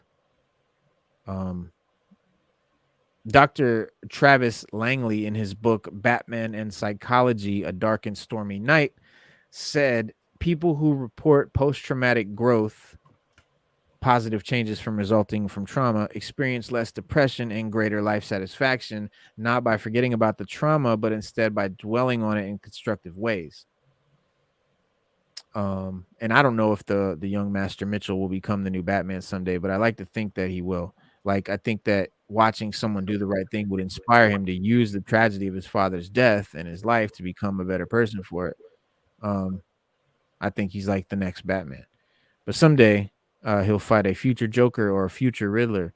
Someday he'll, pull another kid out of a flood. Like, it'll all just be like a cycle. There's just so many fucking possibilities with this universe, the way it was set up. Mhm. Is because it's real, I can see that. It I don't know. It feels like it took forever for this movie to come out. Yeah, how Doesn't it? long? When did we get that first like sneak peek? Like, I mean, I know it was 3 years ago. Pattinson got wow. the role. Yeah. 5 years since Matt Reeves was hired to direct it. But I think we definitely been hearing about it for a long ass time. Yeah, And that makes sense. Definitely. yeah, Because Reeves was fighting for a lot of like creative control on the right. movie. He was not backing down, so that could have been what held it up a little bit. Yeah, Hmm. that and COVID. Yeah. But yeah, and you're right. And that's so beneficial, man. I wish more directors would do that. Like, you are the creatives. It's not the studio execs. The ones calling the shots. They're not creative people. They don't know shit about art. They don't know shit about, anything. They just know about money and business. And so I wish that more artists would take a stand like Reeves, and we'd get more movies that are done this well. Yeah. Unfortunately, sometimes, studios just kind of and I think because it was Batman in this case, they were a little more like, okay, whatever, because that's the cash cow. But WB and their history with other directors, they just don't let them do their jobs. Right. And you wonder why Hmm. your movies just don't come out well at all. So Yeah. they have all these director's cuts. Hmm. Yeah. Yeah. Yeah. Um, it's it uh,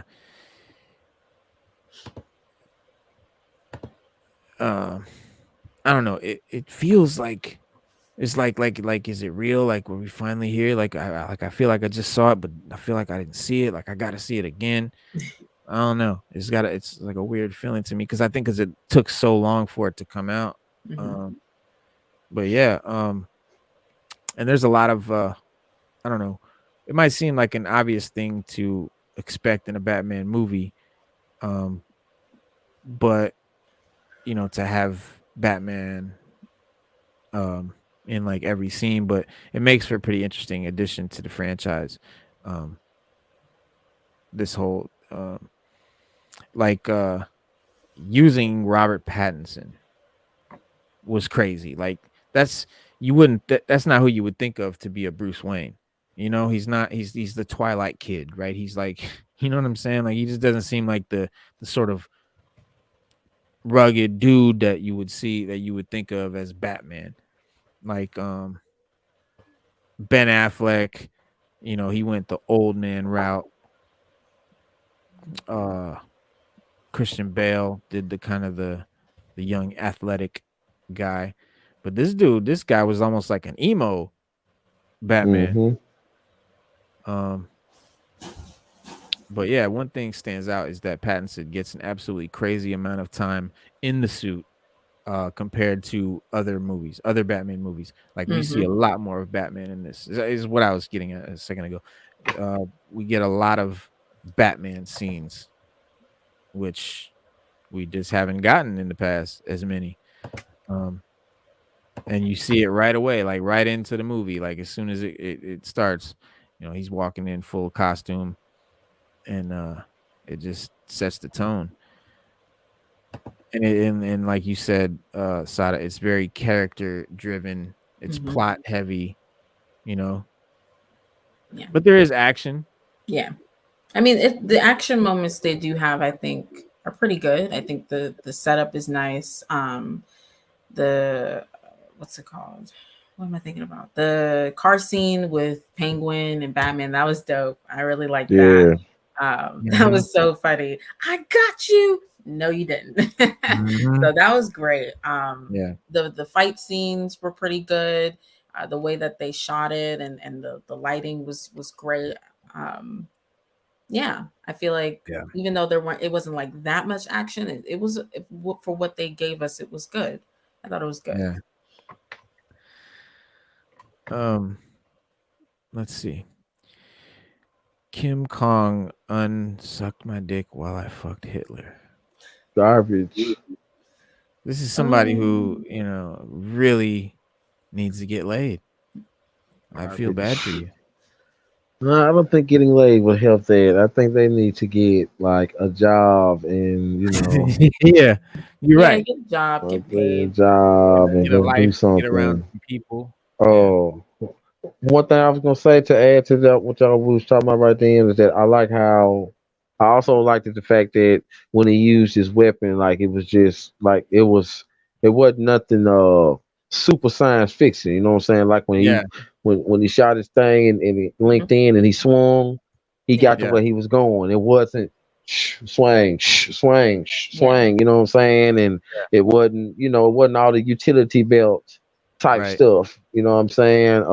He had his shocker, which I can Mhm. understand that. You know what I'm saying? I could Yeah, tell like that's a a taser. you know Yeah. Yeah. what I'm saying, I could tell that's a early Batman, you know what I Mhm. mean? I enjoyed that factor that he used more um well I guess handmade Mhm. Yeah. stuff. Not a Yeah. lot of computer, when he used his computer he was doing his detective, but when he Yeah. was fixing on something, he was boom, right then, one good time use, and now let's get to the next. It's like And He-Man even and like stuff. the back computer was like, I don't want to say old desk, but it fit that time period very well. Yeah. With like the minimal facial recognition, and then like he could print whatever he caught on his little On his Lenses. contact lens or contact lens. whatever. Yeah. Yeah. Yeah. So that was pretty dope. I thought that was Yeah. dope. That was a great effect. I mean, that was a And great that could idea. be a beginning. That's another one I want to add to the list. Yeah. This movie right here could be a beginning to his smartness, the Right. beginning to him learning technology. Right. Yeah. You know what I'm Yeah. saying? That's what I love about this movie. Yeah. It's like we're seeing him become Batman. You know what I mean? Yeah. Because the Like, lenses, those were about the most technology thing that he used, right? Because all it had was the facial rec, and I think that was it. Okay. Yeah. Okay. And then the other like piece of like tech, that was like from the Riddler with the thumbprint thing. I mhm. guess that would be like the most tech wise thing outside of that. Okay. Yeah. Yeah. Yeah. Yep. Yeah. It was, and I mean, people really need to appreciate like how many times they showed Batman like in the suit in this movie. Mhm. I noticed like that this was like it was not like it made me realize how much they didn't show him in his suit in the other movies. Like I never Mhm. really I thought about it like we didn't get to see Batman a whole lot. Like The Dark Knight, for example, is still held up by most as the gold standard for Batman movies, but like it's an excellent crime drama that just so happens to have a superhero in it for a few minutes.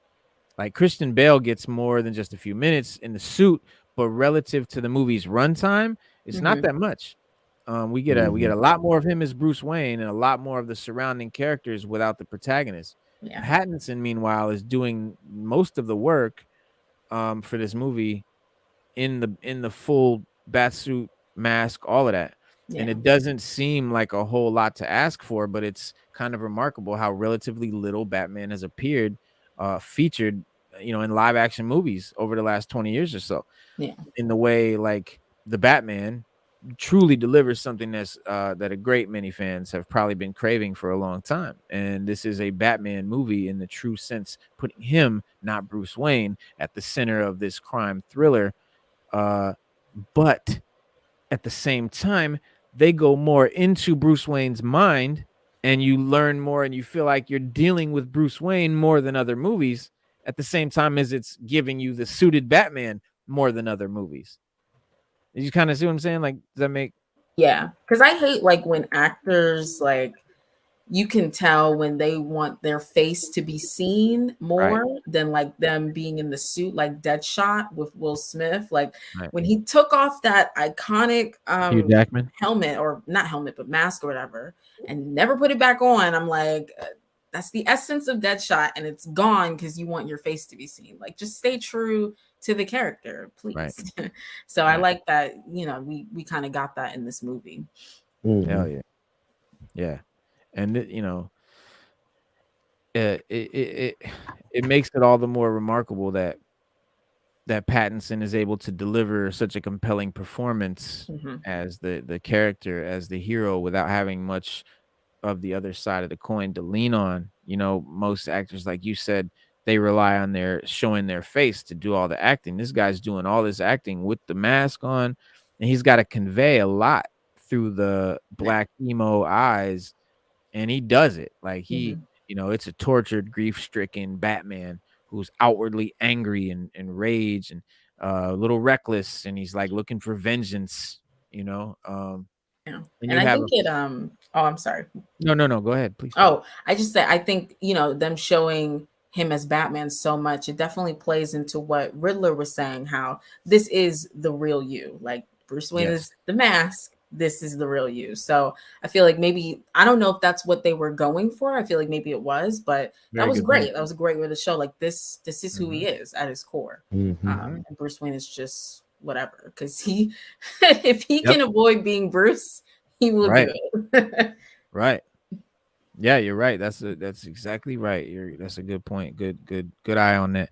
Yeah, because he did say that too. He was like, that's who you are. Like that's you. Bruce is the costume. Yeah.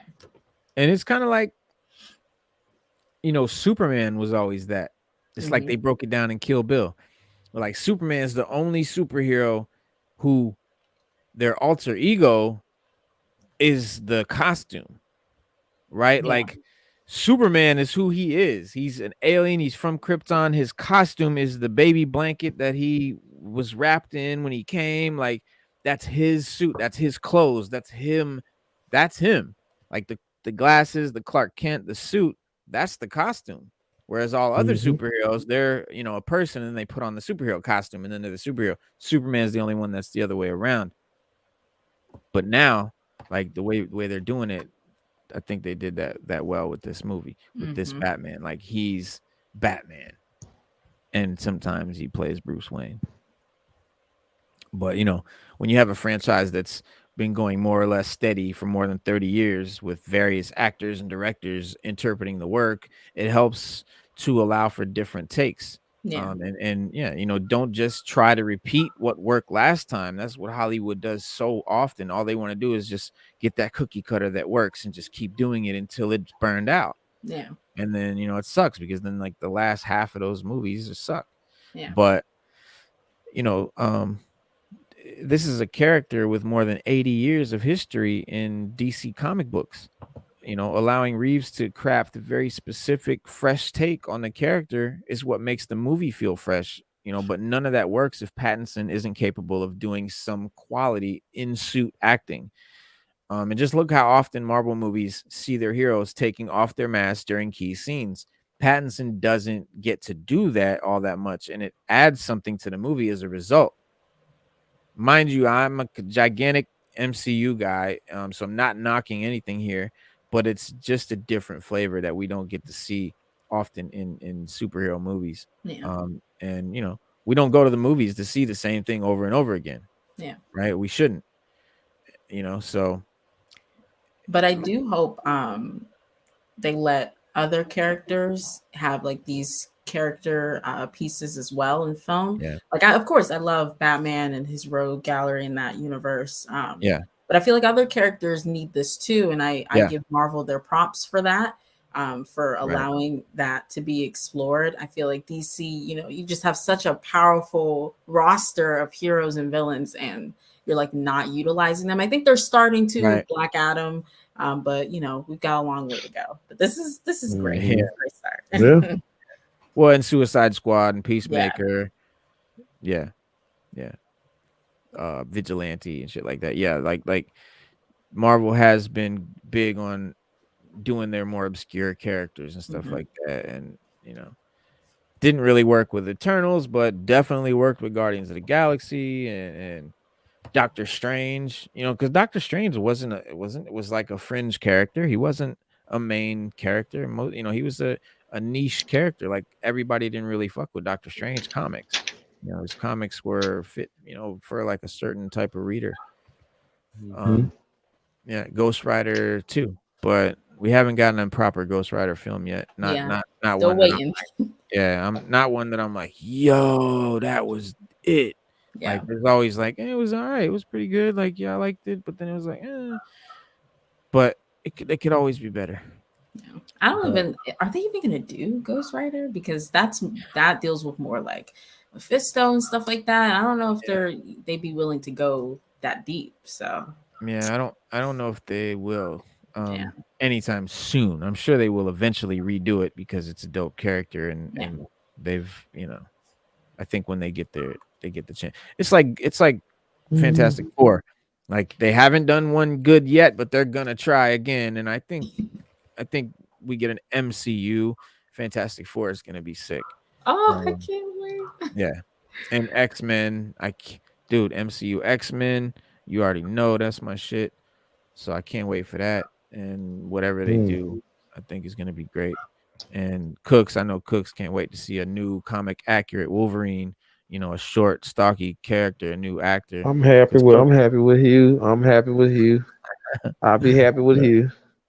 yeah, I mean, if it's somebody, if they're gonna do it, just do it right. I mean, like it's whatever. But I mean, if it but I, ain't I broke, just don't want someone to try and do what Hugh did again. Like I don't want him to try and compete with what Hugh did. Like I don't don't compare either. to that. Yeah, Yeah. I don't yeah, either. But I yeah, mean, you know, if you can't find nobody to work it right, get the man back in there then. yeah, yeah, yeah, That's Shit, I mean, I'm exactly just what I saying, if you can't get nobody to do it right, and then they bring somebody that we ain't gonna like, then yeah, it's like, and then we got just to deal with that same person movie after movie after movie. We're gonna be yeah. like, dang, bring back Hugh, or just stop making it. You know what I'm Yeah. saying? I feel like if they try to pick that kind of actor, like a tall, handsome, you know, leading man type actor, that it's gonna be compared to Hugh Jackman. It's gonna fall short because he was so iconic. You know, he is the character in so many ways. So I think the only way to do it successfully is to go a complete opposite way. But Go comic book. why you keep bringing up tall and all that? Like I like Because Wolverine is like part of what he's known for is his shortness. Like he's known for yeah, being short. but you probably one out of probably three people that I've ever heard say that because I've always known Wolverine to be known for what he does and who he is, not for not for how tall he is or whatever. Because I mean, Right. like this almost impossible to get that. I mean, I'm pretty sure they can, but that's I mean, it's far fetched, and it's like What do you mean? What is hard for them to do? To get a short actor? for what you asking, man. Because I have heard no complaints about Hugh Jackman. But Hugh Jackman, the dude that played Xavier, them two I've heard people right there have. Let me finish. Them two dudes right yeah, there have pretty much been X-Men period since we've been yeah, watching X-Men. Them two right there, yeah. and they bringing the old dude back. Ain't no complaints. Right. Okay, he fit the character. Okay, I got you. So I mean, I just don't see where even though the dude in the comic book is short or whatever, it's just I don't see height as being as much as a problem as what Wolverine attitude is and what he do in his Right. storyline. Like I just don't see height as being such of a problem. But that's just my opinion, though, dog. No, you're right. You're right. And it's not that the height is a problem. It's that if you go with the sort of tall leading man like Hugh Jackman is, he's going to be compared to Hugh Jackman. He'll be competing with Hugh Jackman. It'll fall short because he can't do it like Hugh Jackman. So I think the only way to do it is to not compete with Hugh Jackman. Do something completely different because you can't compete with Hugh Jackman. He was so good, so iconic. If you try to compare, you're going to lose. So go with something uncomparable. Like in the comics, Wolverine is characteristically short, stocky, you know what I mean, hairy, not like known like for being attractive, you know what I mean, like really animalistic, you know, in a lot of iterations. And there's a lot of iterations in the comics where he is more of Hugh Jackman type too. But that's what I'm saying. I think they should go with the different one, the shorter Wolverine from the comics, just so that it's not compared to the Hugh Jackman Wolverine, because I don't think that anybody, I think it's people are going to be unhappy with it. If it's compared to Hugh I Jackman, you can't compare to Hugh Jackman. He was I too good. understand, but I still don't understand because you keep hollering height, and they ain't heard nobody say nothing else about height. So I'm gonna say this: if he's the person that can play the character the best, I'm not saying they're gonna go get a 6'8" somebody to play Wolverine. Of course, I would be like, damn, but he plays the character, the person that can play the character. I don't care if he's 5'8", 5'5", 6'1", or 6'2". If you can play and look like the character, then it. I mean, like that's just where I'm at with it. Like the Right, dude that played Xavier, I'm pretty sure they can find another bald headed dude to sit in a wheelchair. But right, wouldn't you rather see that guy because he ain't messed up? He ain't.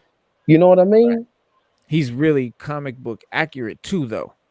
Um, and listen, the only people that I've heard complain about the height stuff and this and that is hardcore comic book fans. Those are the only people that I've heard talk about it being like, you know, wanting to see a comic accurate Wolverine. Like Sada is one that she wanted to see a comic accurate Wolverine.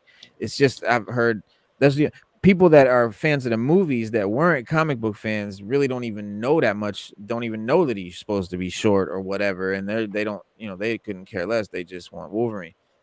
Mm. And but it's like Hugh Jackman, and I don't know if he just wanted to show his face all the time, but they never put the mask on him. He never once wore the Wolverine. That's kind of weird. That's another complaint that I hear is that they want to see the mask and the suit. You know what I mean? So if they pick a like what you're saying is Cooks, anyone that could play that role, but you might be Asian or black, but you might be able to play Wolverine perfectly, but you don't look like Wolverine enough to you can play him, but you also have to kind of look like him. So you can either go try to look like Hugh Jackman movie Wolverine or try to look like short comic book Wolverine. Those are your two choices. There's nothing in between. You can't pick, there's no third thing. Those are the only two things you could do. And I just feel like trying to do a Hugh Jackman Wolverine is a losing, you're setting yourself up for failure. What I'm saying Yeah. is almost I'm giving props to Hugh Jackman, really. He did it so well. I don't think it should be competed or compared. It's kind of, and that's kind of what you're saying too. You just want to see it be Hugh Jackman. If you're gonna do the Hugh Jackman style of Wolverine, No, let Hugh no, Jackman do no, it. no, no, no, no, no, no, no, no, no, no. That's not what I'm saying, Reno. I'm Okay. saying that what I said was Hugh Jackman played the character the best. He played the character the best. I ain't worried about Hugh Jackman. Yes, I like Hugh Jackman because he played Wolverine the best. When I watched Okay. the Okay. cartoon, he gave me the feel. Okay, Okay. I know he was a short little dude because I saw him when he got thrown around. But the people who directed and did they didn't give us that. I know he didn't wear the suit because the Yeah. people that directed and stuff didn't give us that. You know what I'm Yeah. saying? So I understand what you saying, and Miss Side, I understand what you saying because with you being the youngest out of us three, I know you want to see the real deal because I know I want to see the real deal. I would Yeah. love to see that. And Yeah. if somebody that can wear the suit and play the character right and look good in it, I'm fine with it. It don't have to be Hugh Jackman. I promise you, I'm fine with that. I mean, they talking about making Tom Cruise superior Iron Man. I'd rather Yeah, see that's going around. I'd rather see Tony Stark. I'd rather see my boy. Yeah. But Yeah. I understand. I promise you, I understand. Not the Hugh, it ain't the Hugh Jackman thing. It's just I just hope somebody play it right. Right. Yeah. But where we do bump heads at is that I'm not looking at the height. That is like Okay. that's something that I'm blind to the fact. I No. got to keep Okay. on looking. I'm You're blind like to the fact. indifferent to the height. Like it doesn't really matter. It don't really matter to me Yeah. unless it's totally insane. Like Right. like Shaquille O'Neal. Right. I'm Yeah. Shaq. like, come on, man. You know what I'm saying? Like what But you that's doing? you know what I mean. But I understand what you're saying, Yeah. and your point is a great point. I understand what you're saying. It's just I'm stuck on how he act more than Right. the Right. thing. You How know he what I'm looks. saying? Right. Yeah. Right. But Right. Right. but I'm pretty sure that if he looked at more like what y'all wanted, what we done all read, it'd be even better. You just got to Yeah. get the Yeah. right somebody. That's all. The right somebody. Right. Yeah. I Yeah. hope. For I hope. sure. We'll see. That'll be Likewise. that'll be Yeah, man. something. Like I go to the animated series, like X-Men the animated series. Like that would be dope. You know the guy that plays his voice, damn, he did something else. I think he was in. It's a lot of them dudes did a lot of voices. They do a lot of voices. They do a lot of voices. Man, I don't know. I thought he was in the I, Batman somewhere. He I did know what you're something. talking about though. I watched a special on everybody who do the voices behind them people. Yeah, he did. I think he did Deadpool too. Oh wow. Yeah, in the video games, like the Deadpool video game. Yeah. Yeah. Them Mm-hmm. dudes good. Yeah, real good. Real good. But yeah, that would be sick. Well, man. So bottom line is if you're still rocking with us, go see the Batman. Even though if you've heard Yes. everything we said and you don't feel listen, we don't spoilers. I don't for me, like you could talk about a movie all you want. I'ma still want to go see it. You could tell Yeah. just don't tell me the twist. Like if it's the usual suspects, don't tell me that the guy who is Kaiser Soze. You know what I mean? Like don't break, don't ruin the shit. But telling me different stuff in the movie, cool. That make me want to go see it. But yeah, man. They killed it. Every actor killed it. Yeah. The director killed it. It's just was very well made. Could possibly be my favorite Batman movie. I got one Like more Sada point. said, I just saw it. I got to see it a couple times. Go ahead. I got one more point I want to make. It just hit me. Also, this Bruce Wayne don't know how to enjoy money yet. Yeah. Right. Yeah. That's another point I That want goes to make. with him not being the playboy and And having now it the might be broads. even worse because of what he found out about his dad and the renewal. He might not. That'll be worse now. Shoot. Yeah. A little more hesitant to enjoy Mhm. that wealth. Yeah. Good point. Good point. Mm. Yeah. Yes, and Cooks, I wanted to make sure you did get all your points off. Did you Yeah, hit all your yeah. I points? mean, everybody not. I mean, we pretty much everybody went down the same tree. I was just Right. going, just boom, boom, boom. Like we everybody on the same thing. I mean, like we all watched it, so it ain't like we nobody missed nothing. You know what I'm Yeah. saying? So yeah, I got all mine now. I mean, like first overall, you gave it an 8.5, right? Solid, Yeah. Miss Solid. I'm gonna give it a well. Actually, you said 8.5 or 9. What's your last Yeah. call? I'm gonna give you one more. Okay. Final. I gotta say, I think I'm gonna stick with 8.5. I think I'm gonna stick with Okay. Okay. Mhm. I'm gonna go. I'm gonna go up a couple of points. Mm-hmm. I'm gonna say 8 point. I'm gonna give it an 8.8 Mm. because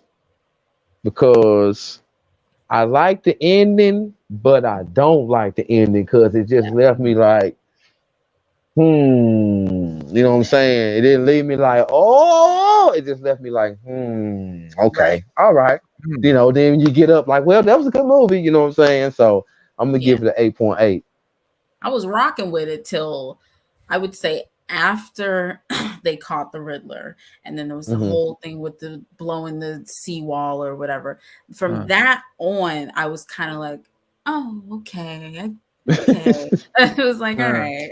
That part did throw me for a loop though, because I was Yeah. like, man, like I felt like this they could have just ended it right where it was. Like, I feel like that extra it was just kind of extra. That's for me though. Yeah. got I you. kind of see what you mean. Yeah, I kind of see what you mean. Yeah. I would. I gotta give it a. I gotta give it a 9.7. Mm-hmm. Straight up like 9.5 maybe. I don't know where I'm losing half a point. I mean, I would just give it a 10. Like honestly, it did. There's nothing I could say bad about this movie. Um, like most people's complaint is that it was too long. I did not think so. I never felt That at didn't no bother point. me. Yeah, Yeah, that I didn't didn't Didn't bother feel. bother I me. didn't feel at any point that it was dragging. Um, and the ending, and like at the end, I literally like was clapping like that Yeah, was the we clapped shit. in Yeah, my I was like, theater. We were like, yo, yeah. yeah, that was, and the scene again. I thought it was Two Face, so I was mad excited because Two Face is one of, if not, he's like one of my top two favorite Yeah. He's Batman my villains. favorite. Well, Yeah, tied with Catwoman. He's my favorite. Yeah. right. Mm-hmm. Yeah, I mean, gangster, like come on, and he fits the whole mobster motif for Mm-hmm. this movie. So I was like, oh yeah, Two Face, hell yeah. But then I thought about it, like the laugh, and then the clown comment. Okay, it's obviously Joker, but I'm telling you, it looked like a half and half face, like Mm-hmm. straight up. I have to see it again, because I tried to look at it on the bootleg. Mm-hmm. It's way too dark. You can't see Yeah. on the bootleg at all. It just looks like a blob. But yeah, man, I had to give it a top score. It was great. Yeah, excellent, Yeah. And excellent. the only Go reason see it. why only reason why it didn't make it to a 10 or in the nines is just because of one or two parts threw me off, or Yeah. Miss Sada said, it was going, then it went slow a little bit.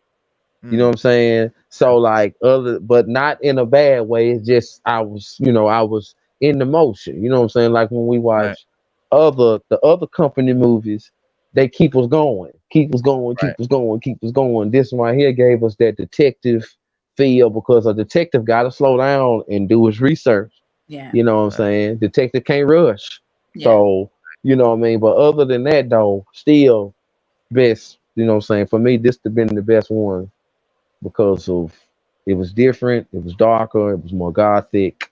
They right. stayed in Gotham. They went to the dark parts of Gotham, and yeah, I was highly satisfied though.